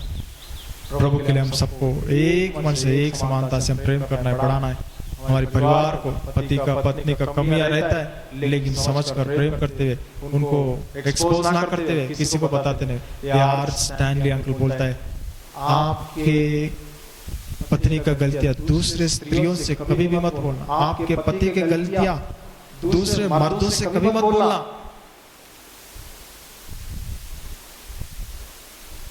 प्रभु के वचनों के अनुसार हमारा जीवन में ध्यान रखना है। परिवार के लिए समय दीजिए, ये समयों को उपयोग करना है, ब्रिजेस को, गैप्स को निकालना है। प्रभु यीशु मसीह की नाई कभी कभी प्रभु शिष्यों के साथ बैठ जाता था, सारे पृथ्वी को छोड़कर उनको समझाते थे। हमारा जीवन में भी हम समझना है, प्रभु हमें प्रकट करता है, अलग होने का समय हमारा जीवन में भी प्रभु लाता है। इसलिए हम परिवार को एक तरफ से तैयार करना है कि कैसे भी परिस्थितियों को हम सामना करना पड़ेगा। हम सोच रहे थे कोरोना उधर है, उधर है, उधर है, अब इधर भी आ गए। अब इधर है तो भी हम लॉकडाउन में सब घरों में कितना दिन रहेगा, अभी सब अचानक छोड़ दिया। बोल रहे कि ये भी इतना भयंकर रीति से तेजी से चढ़ेगा कि बहुत सा संख्या चले जाएगा। ऑलरेडी इंडिया एक दिन में केसेस बढ़ने में वर्ल्ड में 3rd प्लेस में या दूसरा प्लेस में पहुंच गया, मतलब और बढ़ेंगे। लेकिन हमारे जीवन में हम ध्यान रखना है कि कितना भी बढ़ते जाए, लेकिन प्रभु में हम तैयार रखना है। बॉम्बे में कितने मंडलियों में ऐसा परिस्थितियां हुआ कि बिलीवर्स को, फैमिलीज को, बिलीवर्स को भी अटैक हो गया। कौन जीत कर आएंगे, कौन जीत कर नहीं आ पाएगा, बोल नहीं सकते। अभी हमारे पास नहीं आएगा, हमारे पास नहीं, ऐसा नहीं, लेकिन हम तैयार रहना है, हमारे परिवारों को तैयार करना है, कुछ भी वो सामना करना है, हर विषय के लिए तैयार रहना है। पौलुस जैसा बोलता है, जीना मेरे लिए लाभ है, मरना तो उससे भी बढ़कर बड़ा लाभ है। प्रभु के पास जाएंगे, बहुत ही आशीष की बात है। सभी विषयों से हम तैयार करना है। निरुत्साह कभी भी मम्मी ने बताया नहीं, पापा ने बताया नहीं, अचानक ऐसा हो तो हमको क्या करना है समझ में नहीं आया, हम कैसे जी पाएंगे, हमारा जीवन में एक भी आशा नहीं है। ऐसा स्थिति नहीं होना चाहिए।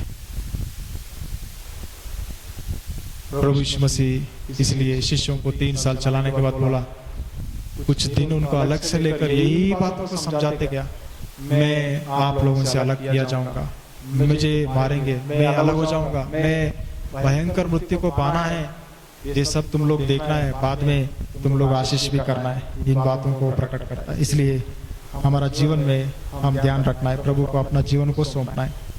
और हम पढ़ते पहला पत्रस 2 अध्याय का 21 वचन से 23 वचन तक। पहला पत्रस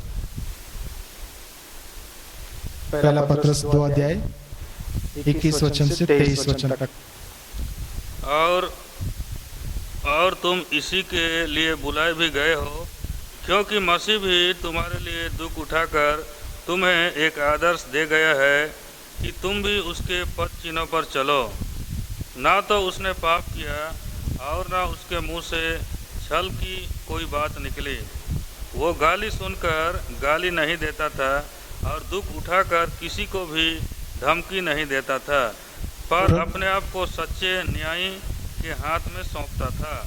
यहाँ प्रभु यीशु मसीह जो दुख उठाकर अपने पद चिन्हों को छोड़कर गया करके लिखा है। हमारा जीवन में भी हम दुख उठाते हुए कौन से चिन्हों को छोड़ रहे हैं, या दुख देने का चिन्ह को छोड़ रहे हैं क्या? हमारी गवाही, हमारा जीवन देखा जाएगा तो मुझे, मेरे परिवार, मेरे मंडली में हम दुख उठाने का गवाही है या हम दुख देने का गवाही दे रहे हैं? प्रभु यीशु मसीह बोला कि उन्होंने कोई भी पाप नहीं किया, पतरस बोल रहे। उसके बाद तुरंत वो क्या बोल रहे? सबसे ज्यादा पाप, सबसे बड़ा पाप ज्यादा होने का कारण कहाँ से है? ये मुंह से है। इसलिए वो मुंह की बात कर रहे हैं। उनके मुंह में कोई कपट नहीं था। उसको निंदा अपमान किया गया, लेकिन वापस उन्होंने दोष नहीं लगाया, निंदा नहीं किया। ये गुण है प्रभु का। हमको एक शब्द बोलने से, ऐसा लगने से भी हमारा जीवन में कितना दुख होता है, हम सहन नहीं करते हैं। वो बात को प्रश्न करके, पूछ के, क्लियर करने तक हम छोड़ेंगे नहीं। आप ऐसा क्यों बोला? सच्चा आत्मिक स्थिति, प्रभु के स्वरूप में बदलने वाला व्यक्ति निंदा अपमानों को लेके वापस निंदा नहीं करेगा। मुंह से कोई कपट की बातें नहीं करेगा। सामने वाला कितना कपट कर रहे तो भी मैं स्वच्छता से रहूंगा, मैं क्लियर रहूंगा, मैं वही प्रेम से रहूंगा, मेरा प्रेम बढ़ाऊंगा, लेकिन कम नहीं करूंगा। ये स्वभाव से चलने के लिए प्रभु में बुलाया। प्रभु के वचनों के अनुसार हम अपने आप को जांचना है। पहला शमूएल में हम देखते 23 अध्याय का 14 वचन में और 1 से लेके 19 वचन तक और 26 का पहला वचन में दाऊद बोलता है, हर दिन शाऊल मेरे पीछे पड़ा, लेकिन परमेश्वर ने दाऊद को शाऊल के हाथों में नहीं दिया। और आगे लिखा है, पहाड़ के इस तरफ मैं भाग रहा हूं, पहाड़ के उस तरफ मेरा मृत्यु मेरे पीछे पड़ा है, शाऊल मेरे पीछे पड़ा है। और एक बार बोलता है, 1 फुट बाकी था मृत्यु को मेरा, हर दिन आसपास और करीब। ये मेरा दुख उठाने का अनुभव है। अभिषेक पाके, आशीष पाके, सिंहासन पे बैठने वाला राजा बनकर, ऐसा अभिषेक पाकर मेरा अनुभव क्या है? क्रूस उठाने का, दुख उठाने का, आसपास से, करीब से, पीछे से, आगे से, बाजू से, हर जगह से मेरे को मृत्यु मृत्यु, हमला हमला, दुख उठाया मैंने। लेकिन मेरा मुंह से एक भी कपट की शब्द निकला नहीं। दाऊद अपना मुंह से स्पष्टता क्लियर था। इसलिए प्रभु के वचनों में, इस पूरे बाइबल में जीव का विषय में एक चैप्टर लिखा गया। क्रूस के अध्याय को, यशाया 53 को जब हम पढ़ते जाएंगे, एक ही एक बॉडी पार्ट के विषय में खास लिखा गया कि वो अपने मुंह से उन्होंने मुंह ना खोला करके लिखा है। बात बहुत बिगड़ता है ये मुंह की वजह से, और मन में कपट की वजह से, और अपना सोच विचारों की वजह से। इसलिए इस मुंह को हम कंट्रोल करना सीखना है। अगर बात करूंगा तो पॉजिटिव, अच्छा लगने वाला, नम्रता से, दीनता से, प्रेम से। लेकिन मैं कपट से, दुख देते हुए और यीशु मसीह का पद चिन्ह में नहीं जानूंगा तो मेरा जीवन व्यर्थ है। इसलिए इसी अध्याय में 10 वचन में लिखा है, जीवन को देखना चाहता है, अच्छे दिनों को देखना चाहता है, तो बुरे को छोड़कर अपने जीव को बचा लो। कपट की बातें ना करते हुए अपने वोटों को बचा लो। जीवन पाना है तो भी, अनंत जीवन पाना है तो भी, अच्छे दिन यहाँ भी देखना है तो भी हमें क्या करना है? इस मुंह को ही कंट्रोल करना है सबसे ज्यादा।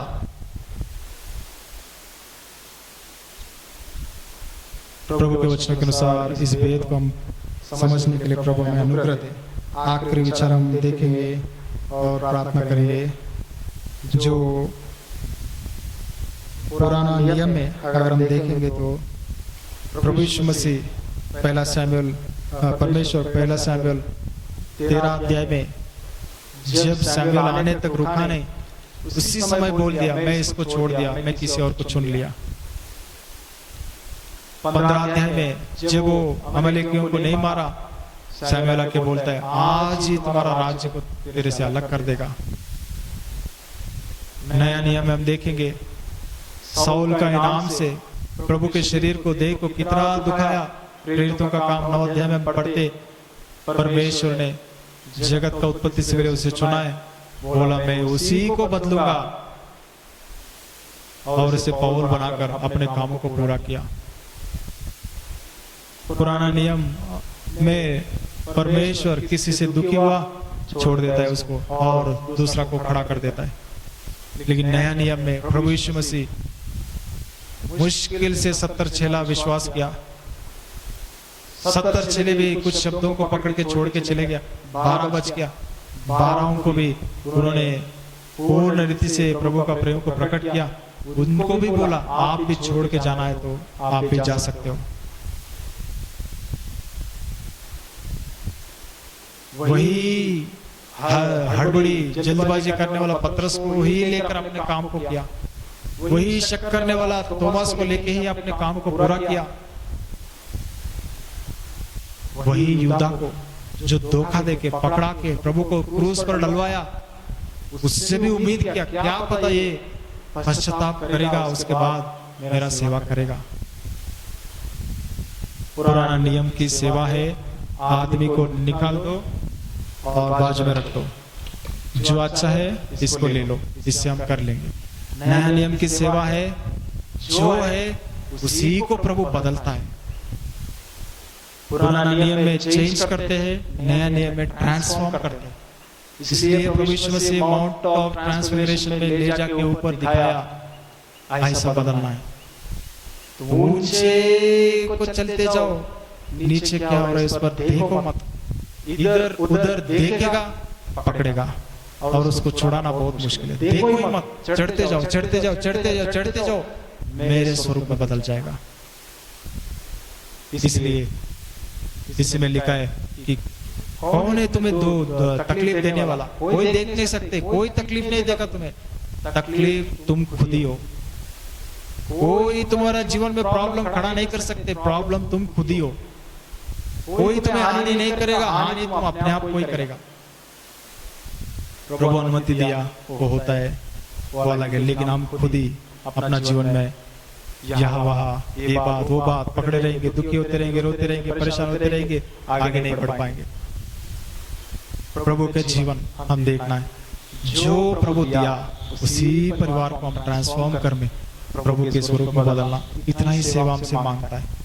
और ऐसी सेवा कोई प्रभु मंडली में उपयोग करता है ऐसे परिवारों को कि ये अपने पत्नी को बदला, ये अपने पति को बदला, उनकी मूर्खता को सहन किया सालों साल, अब इनसे मैं कुछ कर सकता हूँ मंडली में।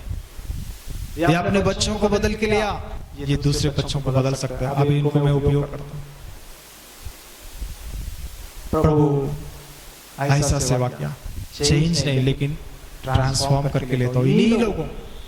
चलो 70 चले गया, ये 12 भी जाना चाहता है कि जाओ मैं दूसरा 12 को चुन सकता हूँ और किसी नहीं, यही 12 में से एक गए तो 11 ही चलेगा, 11 से ही चलो।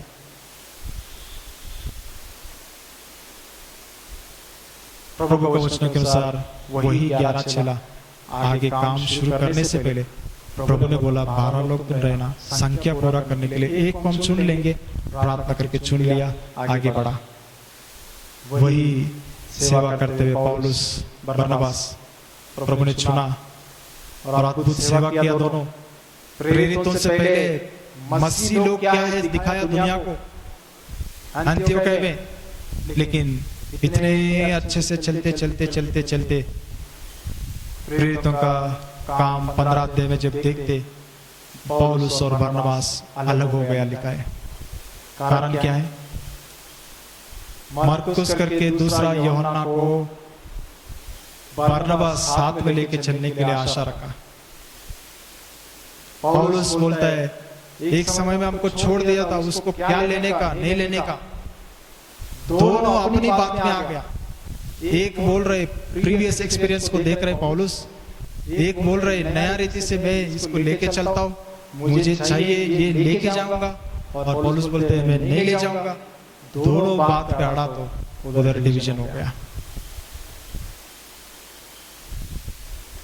प्रेरितों की वजह से प्रेरितों की तरह आत्मा में प्रार्थना करके प्रभु के हाथों में सौंपेंगे। हो सकता है यहाँ से बरनबास का आगे हम कुछ नहीं देखते हैं, पौलुस को देखते हैं। क्या पौलुस ने अपने पत्रिका लिखा है इसलिए बरनबास का नाम निशान नहीं लिया, ऐसा बोल सकता है क्या? ऐसा नहीं कर सकता, क्योंकि ये आत्मा का प्रेरित से लिखा गया वचन है।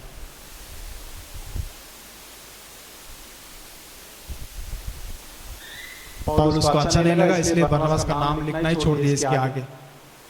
बहुत जगह उधर उधर सेवा हो रहा है, प्रेरित लोग ये किया वो सब लिखा है, लेकिन बरनबास का कुछ नहीं लिखा क्योंकि वो जलन किया। ये नहीं कह सकते ये आत्मा लिखवाया, पौलुस नहीं। हो सकता है वहां हम देखते कि जब हम उधर देखते तो प्रेरितों का काम 15 अध्याय में आखिरी वचनों में लिखा है कि पौलुस परमेश्वर के अनुग्रह में भाइयों को दिया गया और मंडलियों को स्थापित करते हुए वो चले गया करके हम पढ़ते। पढ़िए 15 अध्याय प्रेरितों का काम 15 अध्याय आखिरी वचन 40 और 41 वचन। परंतु पौलुस ने सिलास को चुन लिया और भाइयों से परमेश्वर के अनुग्रह में सौंपा जाकर वहां से चला गया और वो कलीसियाओं को स्थिर करता हुआ सीरिया और किलिकिया से होते हुए निकला। यहाँ हम देखते कि भाइयों के द्वारा प्रभु के अनुग्रह में दिया गया, मतलब बरनबास एक ही बात पकड़ा, मेरा बात मैं इसको नहीं छोड़ूंगा, ये रहेगा। हो सकता है पवित्र आत्मा ने प्रकट किया फिलहाल इसको मत लेना, लेकिन नहीं सुना है। यह बरनबास को प्रभु की आत्मा प्रकट किया क्या कि हर एक को चांस देना है, मौका देना है, ऐसा नहीं करना है। वो ऐसा रीति से बात किया है क्या? या पौलुस ने सेल्फिश रीति से वो समय में छोड़ा, इतना कठिन समय में हमको छोड़ के गया, अभी उसके ऊपर कैसा भरोसा रख सकते हैं? नहीं कर सकते, छोड़ दे इसको। जब ऐसे बातें आता है तो डिवीजन हो जाता है। बहुत ही भयंकर झगड़ा हुआ बोला दोनों के बीच में। इसलिए हम प्रीवियस एक्सपीरियंसेस को और स्वयं इच्छा को नहीं देखना है, लेकिन चलो मिलकर प्रार्थना करेंगे, सब मिलकर प्रार्थना करेंगे, एक वचन प्रभु से पाएंगे, प्रभु की आत्मा की अगुवाई क्या करेंगे। उस रीति से जब हम बातें करेंगे डिवीजन होने का सवाल ही नहीं आता है। लेकिन जब हम बातों पे जिद पे अड़े रहेंगे, नहीं हमें पता है ये नहीं कर पाएगा, ये ऐसा वैसा करता है, ये गड़बड़ी करता है, तो हम प्रभु के कामों को पूरा नहीं करते। प्रभु यीशु मसीह को देखना है। वो यूदा को अविश्वास होते होते भी उनको हाथों में दे दिया सब कुछ, और ऐसे आशा रखा था। प्रभु के वचन के अनुसार अगर हम प्रभु बोला तलवार रहना चाहिए तो पतरस 2 तलवार लेके रखा। प्रभु दो चाकू है, चलेगा? हाँ चलेगा बोल दिया। तो जब हमला किया तो उस समय में रात को उस सैनिक का कान काट दिया। इसीलिए प्रभु यीशु मसीह कभी भी 12 चेलों में बोला नहीं कि यूदा मुझे पकड़वाएगा। आखिरी रात को उसी को प्रकट किया जो मन से प्रभु को प्रेम करता है, सिर्फ उसी को प्रकट किया कि वो है करके, क्योंकि प्रभु जानता है, वो जानने से भी नहीं जानने से अपने मन में रखेगा, ये कुछ भी गड़बड़ नहीं करता है। लेकिन ये पतरस को बोलूंगा ना, ये तो कान काट देगा, इसलिए वो रिवील नहीं किया। जब पता चला, जो उस रात को आया यूदा, अगर क्लियर में पता चलता हो तो ये यूदा पकड़वाया, सबको लेके आया, पहला यूदा का कान काटता था शायद पतरस, लेकिन वहां पतरस क्या करता है, वो यूदा चुम्मा देता है आके प्रभु यीशु मसीह को, चुंबन। वो कंफ्यूज हो जाता है, शायद ये पश्चाताप करके आ गया, चलो मैं कुछ नहीं करूंगा। सैनिक लोग आ गए तो उसके कान काट दिया। प्रभु ने बोला तलवार पकड़ेगा, तलवार से ही मरेगा।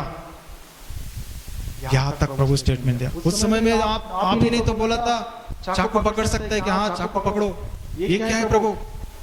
आत्मा से समझना पड़ता है, मेरा वचन तलवार की नहीं है, वचन पकड़ के चलो।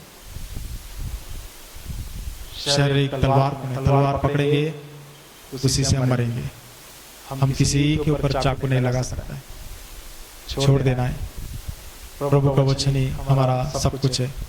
पुराना नियम में प्रभु चेंज करता था, नया नियम में प्रभु ट्रांसफॉर्म करता था। हमारे जीवन में, हमारे घरों में, प्रभु का घर में हम क्या उम्मीद रख रहे हैं एक दूसरे से? ये नहीं चाहिए, ये अच्छा नहीं, इसको बदल देंगे। सोचा ये अच्छा करेगा, वैसा करेगा, ये तो सब ऐसा वैसा है, ये नहीं चाहिए, चेंज कर देंगे। तो प्रभु भी हमें ऐसे ही सोचेगा, इसको भी चेंज करता हूँ बोलने से हमारा नाम और निशान नहीं रहता है। प्रभु हमें ट्रांसफॉर्म कर रहे हैं, दिन भर दिन रूपांतर पाने के लिए प्रभु हमें बुलाया। प्रभु के हाथों में हम अपने आप को सौंपेंगे। प्रभु यीशु मसीह की तरह आज्ञाकारीपन साउल ने जो नहीं किया, हमारा जीवन में हम ना करें। प्रभु यीशु मसीह की तरह कभी भी किसी के पीछे नहीं पड़ा। शास्त्री फारिसी हमेशा पीछे पड़ा, गलतियों को उठाते हुए। प्रभु सब जानते हुए भी ओपनली वचन देते हुए मौन रीति से आगे बढ़ते गया। हमारा जीवन में ध्यान रखें, पश्चाताप करेंगे इस विषय में। दूसरा, मैं पवित्र करके झूठ बोलते हुए रोटी खाया दाऊद, लेकिन प्रभु उसको पवित्र माना। क्या मन से खाया उससे मतलब है, हम देख के झूठ बोल के खा रहे, ऐसा हम गिनना नहीं है। प्रभु जो दृष्टि से देखता है, जब प्रभु ने स्वीकार किया उस वचन को नया नियम में कोट करे, तो मैं कौन वो झूठ बोल के रोटी खाया करके मैं बोलने वाला? हम पीछे रहना है, पवित्रता की ओर हम बढ़ना है। प्रभु के विचारों को हम जानते नहीं, बहुत विषयों को देखकर हम कुछ भी निर्णय नहीं लेना है। तीसरा विषय जो हमारा जीवन में कभी कभी हमें क्लियर करना है, कभी कभी मिसअंडरस्टैंडिंग्स होते हुए भी देख के चुप खड़ा रहना है। होने दो मेरे ऊपर कितना भी मिसअंडरस्टैंडिंग्स, जब प्रभु बोलेगा क्लियर करना है, जब प्रभु नहीं बोलेगा प्रभु यीशु मसीह की तरह अपने आप को समर्पण करना है, मार तक, मरने तक। चौथा विषय, हमारे परिवार में मूर्ख लोग, कमी लोग, बुद्धि में कमी, ज्ञान में, समझ में कमी रहता है। कोई ना कोई पति पत्नी बच्चे, कोई ना कोई, उनको हम घृणा करके उनके गलतियों को सबको बताना नहीं, समझना है, सहन करना, छुपाए। जैसे प्रभु यीशु अपने शिष्यों को हमेशा पीछे रख के बचाया, वैसे हम अपने परिवार को बचाना है। आज नहीं तो हम कर ले तो और 5 साल के बाद बदलेंगे। मैं सहन कर रहा हूँ, आप भी सहन कीजिए, नहीं सहन कर पा रहे क्षमा कीजिए। धीरे धीरे प्रभु बदलाव लाएगा। प्रभु ने दिया हुआ परिवार को हम छोड़कर प्रभु की सेवा को हम करना, ये व्यर्थ बात है। चौथा विषय, जो 5वां विषय, प्रभु यीशु मसीह दुख उठाया। लिखा है पाप नहीं किया, और पाप में लिखा है मुंह से कभी पाप नहीं किया। ये मुंह से सबसे ज्यादा पाप होता है, इसलिए हम ध्यान रखें हमारी बातें, हमारा शब्द कैसा है, काट देता है क्या, सामने वालों को रुलाता है क्या, या बचाता है क्या। आखिरी में पहला शमूएल में 14 अध्याय से लेकर हम देखते जाएंगे, दाऊद जैसा बोलता है 1 फुट बाकी है, उस तरफ इस तरफ है साउल, और मेरे पीछे पीछे हर दिन मेरे पीछे मृत्यु, लेकिन प्रभु ने जब तक नहीं देगा कुछ नहीं होगा। कोरोना कितना भी आएगा प्रभु हमें बचाएगा। और पुराना नियम में प्रभु लोगों को बदल देता था, नया नियम में प्रभु उन्हीं को स्वभाव बदल के उन्हीं को उपयोग करता है। आज हम नया नियम में रहकर पुराना नियम का स्वभाव से चल रहा है क्या? प्रभु के सामने पश्चाताप करेंगे। थोड़ा समय जरूर अपने अपने घरों में हम पारिवारिक रीति से हम पश्चाताप करेंगे, इन विचारों को देखकर प्रभु को अपना जीवन को सौंपेंगे। उड़ीसा में 31 तारीख तक लॉकडाउन चालू है, रिलीजियस प्लेसेस बंद किया गया है, इसलिए जो 30 तारीख तक इसी रीति से ऑनलाइन में हम सेवा करते रहेंगे। सोमवार को संडे स्कूल की सर्विस और मंगलवार को प्रार्थना मीटिंग, गुरुवार को बाइबल स्टडी, बुधवार या शुक्रवार या शनिवार को यूथ मीटिंग पोस्ट करेंगे, शुक्रवार को सिस्टर्स मीटिंग, रविवार को प्रभु की इच्छा में आराधना में फिर से मिलेंगे। प्रभु इन वचनों को आशीष करे। चेन प्रेयर में लगा रहेंगे, प्रार्थना करेंगे।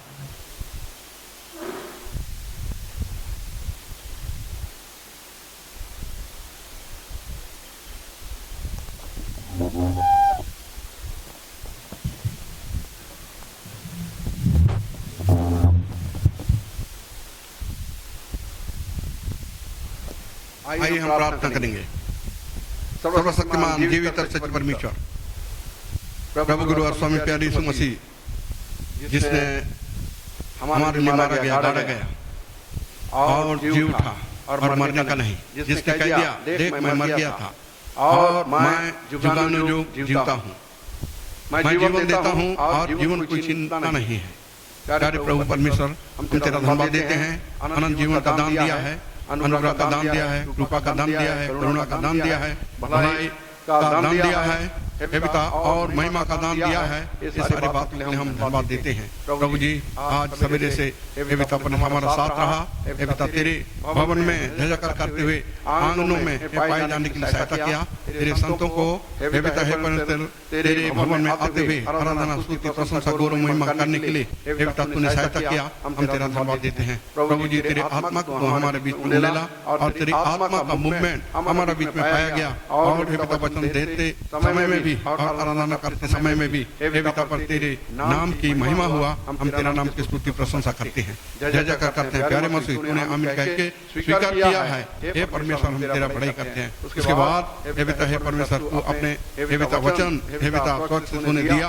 पहला पतरस 2 अध्याय का 21 से 23 वचन तक, और हे पिता पहला सामुएल का हे पिता 22 अध्याय का 19 वचन, हे पिता भिन्न वचन से तूने हे पिता पर हमसे बातें किया। हे परमेश्वर, हम तेरा धन्यवाद देते हैं। प्रभु जी, हम तेरे वचन को हम इनकार नहीं कर सकते हैं, ना तेरे वचन को अग्राह्य भी हम नहीं कर सकते। हे पिता, तेरे वचन हे पिता पर सामर्थ्य वचन है। तेरे वचन हे पिता खुला हुआ हे पिता वचन है और हमारा आईना का समान है। उसको हम छिपाने से भी हम छिपा नहीं सकते हैं। हम पकड़े गए हैं प्यारे मसीह, हमारा जीवन का चाल चलन के मुताबिक कुछ वचन में जो वचन बताता है वो तुम भी वहाँ बुलाए गए हो।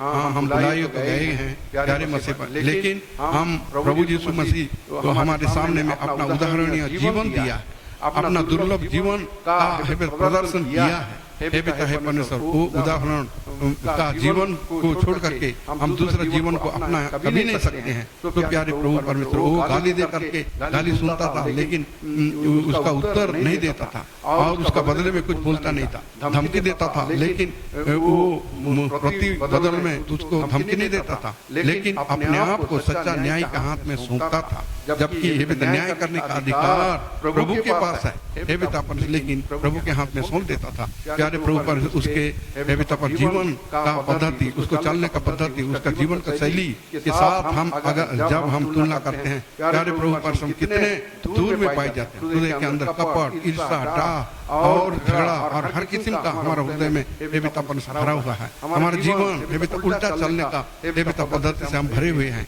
हे परमेश्वर, हमारा सारे जीवन को हम देखते हैं, तोलते हैं और हे पिता पर जांचते हैं तो हे पिता कितना न्यूनतम हमारा जीवन है। लेकिन प्यारे प्रभु परमेश्वर, तूने हमें छोड़ नहीं दिया, तो भी तूने हमें इनकार नहीं किया, तूने हमें हे पिता बाहर नहीं किया या नहीं जीना, लेकिन प्यारे प्रभु परमेश्वर तो भी अपना प्रेम के खातिर अपना अनुग्रह से हे पिता तेरे सामने में आने के लिए खड़ा किया। तेरे मंडली में तूने जगह दिया और तेरे वचन से बातें किया। हमारा हे पिता साथ हे पिता पर तू अपना सहभागिता बनाए रखा। प्यारे मसीह, हम तेरा धन्यवाद देते हैं। ऐसा जीवन जो है इतना उदाहरणीय जीवन है, जो इतना स्वर्गीय जीवन है, इतना डिवाइन जीवन है, हे पिता पर क्या मनुष्य ऐसा जी सकता है? नहीं, हमारा ऐसे तो हम जीने का ये बिल्कुल असंभव है। लेकिन धन्यवाद हो हमें प्रभु यीशु ने हे पिता उस डिवाइन नेचर को प्राप्त करने के लिए, स्वर्गीय स्वभाव को प्राप्त करने के लिए मसीह यीशु हमें बुलाया है और उसका पुत्र का हे पिता कद चिन्हों में हे पिता चलने के वास्ते हमें बुलाया है। इसलिए बोलता है हे पिता पर let the mind of Christ be in you, तुम्हारे अंदर मसीह की आत्मा हो हे पिता और मसीह के चाल चलन के अनुसार तुम चलो। प्यारे प्रभु परमेश्वर, हम सब में पकड़े गए हैं प्रभु, हमारा दोष दुर्बलता हमसे कहीं ज्यादा है, लेकिन प्यारे प्रभु अपने लहू से धो के शुद्ध करे, पवित्र करे और हमारे जीवन को हे पिता सुधारने के लिए, संस्कार करने के लिए, तेरे हे पिता वचन के अनुरूप हे पिता जीवन निर्वाह करने के लिए एक एक को हे पिता तू सहायता करिए, ताकि हे पिता पिछली की बातों को छोड़ करके हे पिता पर हम उलझने ना पाए, लेकिन हे पिता आगे की ओर हे पिता परमेश्वर मसीह को प्राप्त करने के लिए दौड़े चले जाने के लिए हमें सहायता करे। और हे पिता पर जब तक मसीह ना आवे हे पिता पर उस दौड़ में हम चलते चले जाएं, तेरे ओर ताकते हुए चले जाएं, तेरे प्रभु को देखते हुए चले जाएं, इनाम पाने के लिए हे पिता पर हम योग्य बने और तेरे हे पिता पर प्रभु का उपस्थिति में चलने के लिए हे पिता नूह जैसा चलता था हे पिता वैसा ही हे पिता पर में चलने के लिए योग्य होना। हमारे अंदर कितना दोष दुर्बलता रहने पर भी हे परमेश्वर तू हमारे अंदर का काम हे पिता जिसको तूने आरंभ किया है प्यारे मसीह का आने तक पूरा कर सकते हो, इसलिए अपने आप को तेरे दिन में सौंपते हैं। तो वचन से बात किया है हे पिता सुधारने के लिए, संस्कार करने के लिए और वचन को लागू करने के लिए सारी मंडली के ऊपर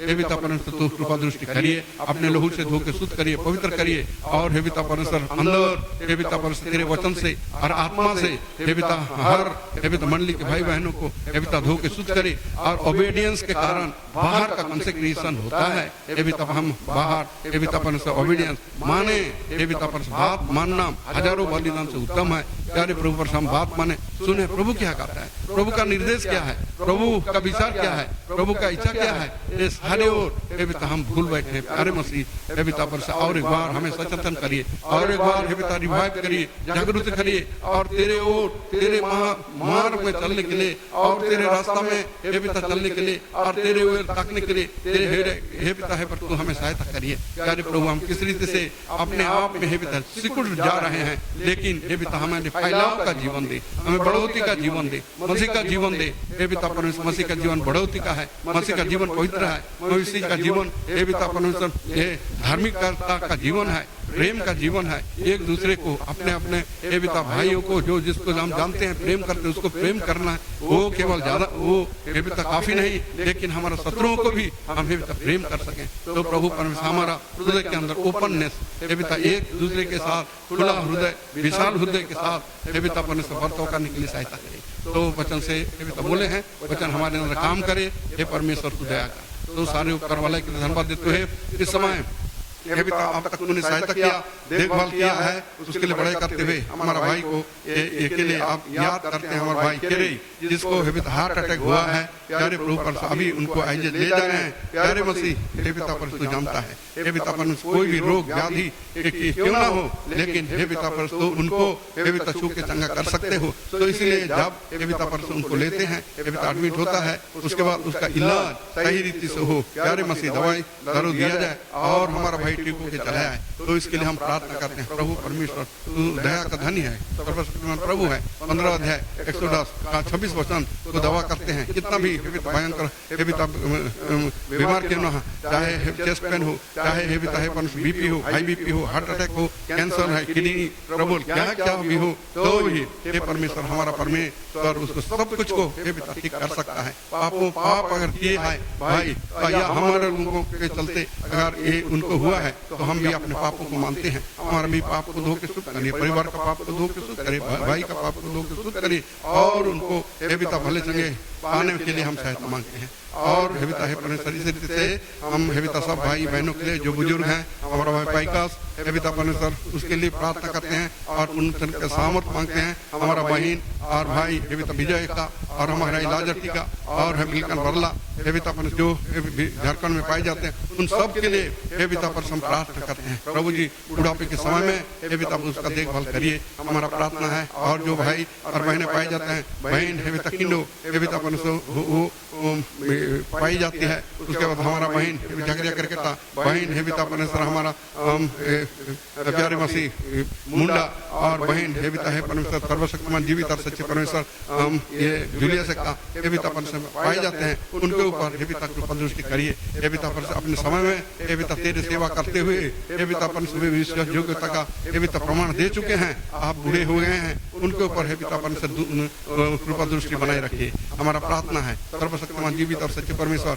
और कितना कितना मंडली हे पिता हमारे हे पिता झारखंड में है और उड़ीसा के अंदर सारे मंडलियों को हे पिता परमेश्वर वो एकता में बनाए रखे। कोई भी गुंडार या कोई भी हे पिता नाना प्रकार के लोग आते हैं हे पिता परमेश्वर चुगनी चुगली हाथों से अपने पीछे कर लेते हैं और हे पिता परमेश्वर मंडली का स्वतंत्रता को हे पिता परमेश्वर उसको स्पाई आउट कर लेते हैं, उसको चुरा के ले जाता है। ऐसा कोई भी हे पिता करने ना पाए। अपने हे पिता एक के अनुसार वचन के घेरे में हमारे छोटे छोटे मंडलियों को हे पिता जो 1:10 के मुताबिक 1 का 10 वचन के मुताबिक एक हमारे सारे मंडली एक को हे पिता घेरा दे करके हे पिता पर बनाए रखे ताकि हे पिता पर कोई भी हे पिता पर विश्वास से भटके नहीं, कोई भाई या बहन या कोई मंडली इधर उधर जान ना पाए। हमारा प्रार्थना है सर्वशक्तिमान जीवित ईश्वर जहाँ कहीं भी हे पिता पूरा रीति से गांव घर में ये करते हैं, आराधना करते हैं और स्वतंत्रता उनका है, वहाँ हे पिता पर करते हैं, वहाँ भी उनको सहायता करी। और हमारा प्रार्थना है प्रभु जी तेरी इच्छा हे पिता आने वाले दिनों में क्या है हम जानना चाहते हैं। प्रभु तो हमारे ऊपर कृपा दृष्टि बनाए रखे और जो दुखी हैं रोगी हैं हे पिता उन सब के लिए बहन हे पिता परमेश्वर हमारा सुशीलता के लिए और सुशांति के लिए हे पिता परमेश्वर उनका बीपी बहुत बढ़ा है हे पिता परमेश्वर वो और उनका अस्थमा है प्यारे मसीह हम प्रार्थना करते हैं रेगुलरली हे पिता उनको चुके चंगा करे। और हमारा भाई हलान समाज और हे पिता परमेश्वर हमारा भाई बहन हे पिता डाउनिंग क्रिकेटा के लिए जो हे पिता परमेश्वर कैंसर में पीड़ित हैं प्रभु जी उनको चुके चंगा करिए। प्रार्थना सुने प्रभु परमेश्वर। और इसी रीति से पार्शियल पैरालिटिस में हमारा भाई अमरूद ढूंढने का पत्नी जो है पिता है परमेश्वर पीड़ित है उसको भी है पिता चुके चंगा करिए। प्यारे मसीह मनुष्य के लिए असंभव है लेकिन परमेश्वर के द्वारा सब कुछ पिता संभव है। वो चंगा करने वाला परमेश्वर है, वो रोगों को चंगा करता है और पापों को क्षमा करने वाला परमेश्वर है। तो पिता क्षमा करिए हमारा प्रार्थना है। इस रीति से हमारा जो जवान हे पिता परमेश्वर डैनियल बींज के लिए भी हे पिता पर उसको दृष्टि शक्ति भी दीजिए, मेमोरी पावर बढ़ाइए। और जितना भाई मैंने पिछले दिनों में हे पिता परमेश्वर मंडली के अंदर भलाई उत्पन्न किया, हमारा भाई भरत को हे पिता है परमेश्वर एक बच्चा दिया हे पिता परमेश्वर धन्यवाद देते हैं। बहन को हे पिता संभाले हे पिता परमेश्वर और हे पिता उस शक्ति सामर्थ दीजिए। हमारा वो डुंगडुंग का वो नाती हुआ था प्यारे मसीह हे पिता तुम उसको ले लिया प्यारे मसीह। आने वाले दिनों में वो घर को भी हे पिता ठीक ठीक सजाने के लिए सहायता मांगते हुए और उनका अंदर जो दुख है हे पिता परमेश्वर उनके लिए हम सांत्वना चाहते हैं। इस रीति से जो हे पिता परमेश्वर और भाई बहने हैं स्वीटी और हे पिता है परमेश्वर ये जो ब्लेसी है उनका हे पिता परमेश्वर एक के लिए प्यारे मसीह हम प्रार्थना करते हैं उनको भी हे पिता अपने समय में एक शुभ प्रसव दीजिए ताकि हम धन्यवाद और स्तुति बड़े प्रस्तुत कर सकें। तो सारे उपकार और भलाई के हम धन्यवाद देते हुए आप तक ने हे पिता संभाला देखभाल किया है उसके लिए बड़ाई करते हुए हे पिता हे परमेश्वर आज सारे दुनिया के ऊपर हे परमेश्वर का हे पिता परमेश्वर जो ये आया है हे पिता न्याय आया है हे परमेश्वर उसके लिए हम प्रार्थना करते हैं। प्रभु जी ये एक मौका है लोगों को मन फिरा का अवसर मिले may be this is the acceptable year of the Lord. परमेश्वर का परमेश्वर को ग्रहण करने का हे पिता समय हे पिता परमेश्वर ये कोरोना का शुरू से भेजा हुआ होगा तो हे पिता परमेश्वर ये दुनिया कम से कम परमेश्वर के सामने झुके और हे पिता परमेश्वर अपने पापों को माने और हे प्यारे मसीह वो उधार पाए। इसलिए ये हो सकता है प्रभु का तरीका भिन्न भिन्न रकम का है। अपना सुसमाचार का प्रचार करना अपना राज्य का संप्रसारण करना का तरीका माध्यम भिन्न भिन्न है। हे परमेश्वर ऐसा हो तो हे पिता पर तेरे वचन का प्रचार हो और हे पिता पर लोगों के साथ बर्ताव करिए और हे पिता पर परमेश्वर का फिरो हे दुनिया के दोस्त के लोगों मेरे ओर देखो फिरो और उधर 45 का 22 हे पिता पर मेरे ओर देखो और फिरो प्यारे प्रभु पर प्रभु के ओर देख करके प्रभु के साथ फिरने के लिए ये अवकाश आए। तो प्यारे मसीह हे पिता परमेश्वर तू दया करिए और हे पिता हमारे हिंदुस्तान में भारत के देश के अंदर और हे पिता पर उड़ीसा में हे पिता बहुत सा ये हुआ है हे पिता कोरोना का प्रभाव है लेकिन हम प्रार्थना करते हैं अपने लोगों को हे पिता तू संभालना जानता है अपने लोगों का देखभाल करता है हे पिता हे परमेश्वर सर्वशक्तिमान संभालिए। और ऐसा हमारा आराधना हे पिता सामूहिक और रोटी तोड़ना हे पिता परमेश्वर कई बात में हम ये नहीं किए हैं जो हे पिता हे परमेश्वर जो आराधना पूरा नहीं हो सक रहा है। तो प्यारे प्रभु परमेश्वर तू हमें रास्ता खोलिए ताकि हे पिता परमेश्वर तेरी आराधना हो सके फुल फ्लेजेड हे पिता आराधना हो सके। हमारा प्रार्थना है सर्वशक्तिमान जीवित और सच्चे परमेश्वर तू दया का धनी है कृपा करने वाला प्रभु है हे पिता तो हे पिता आँख को खोलने वाला प्रभु है हम हे पिता देख सके प्यारे प्रभु हमारा ये प्रार्थना है। तो सारे उपकार भलाई सारे कृपा और करुणा के लिए हे पिता परमेश्वर धन्यवाद देते हुए हमारा जो सेंट्रल सेंट्रल मिनिस्ट्री है, हे पिता केंद्रीय हे पिता परमेश्वर मिनिस्ट्री, हे पिता उनको बुद्धि दीजिए, उनको समझ दीजिए और उसको चलाने के वास्ते कैसा करना है, क्या करना है, उनको उन्हीं देश को चलाने के लिए सहायता करें। और प्रांतीय मंत्रिमंडल को भी हे पिता देखभाल करिए, उनको बुद्धि दीजिए, ज्ञान दीजिए, शक्ति दीजिए, सामर्थ्य दीजिए, ताकि जो लोगों के लिए भलाई होगा वो कर सके। तो पिता परमेश्वर हम सारे उपकार के लिए धन्यवाद देते हुए अपने आप को तेरे अधीन सौंपते हुए आने वाला दिन ये तो भयंकर समय होगा हे पिता परमेश्वर। आखिरी अभी आज भी हम पढ़े दूसरा तिमोथी में, तो हे पिता उसके लिए हे पिता है पर ये आखिरी है हे पिता परमेश्वर, क्या ना क्या होगा, लेकिन प्यारे प्रभु परमेश्वर तो उन दिनों को हे पिता तैयार रहने के लिए हमें तो सहायता करिए, ताकि हे पिता परमेश्वर हम अपने आप को, हमारा चाल चलन को, हमारा बोली वचन को, हमारा क्रिश्चियन लाइफ को, हमारा हे पिता परमेश्वर जो जीवन को हे पिता जगत के सामने में एक आदरणीय, एक आदर्शमय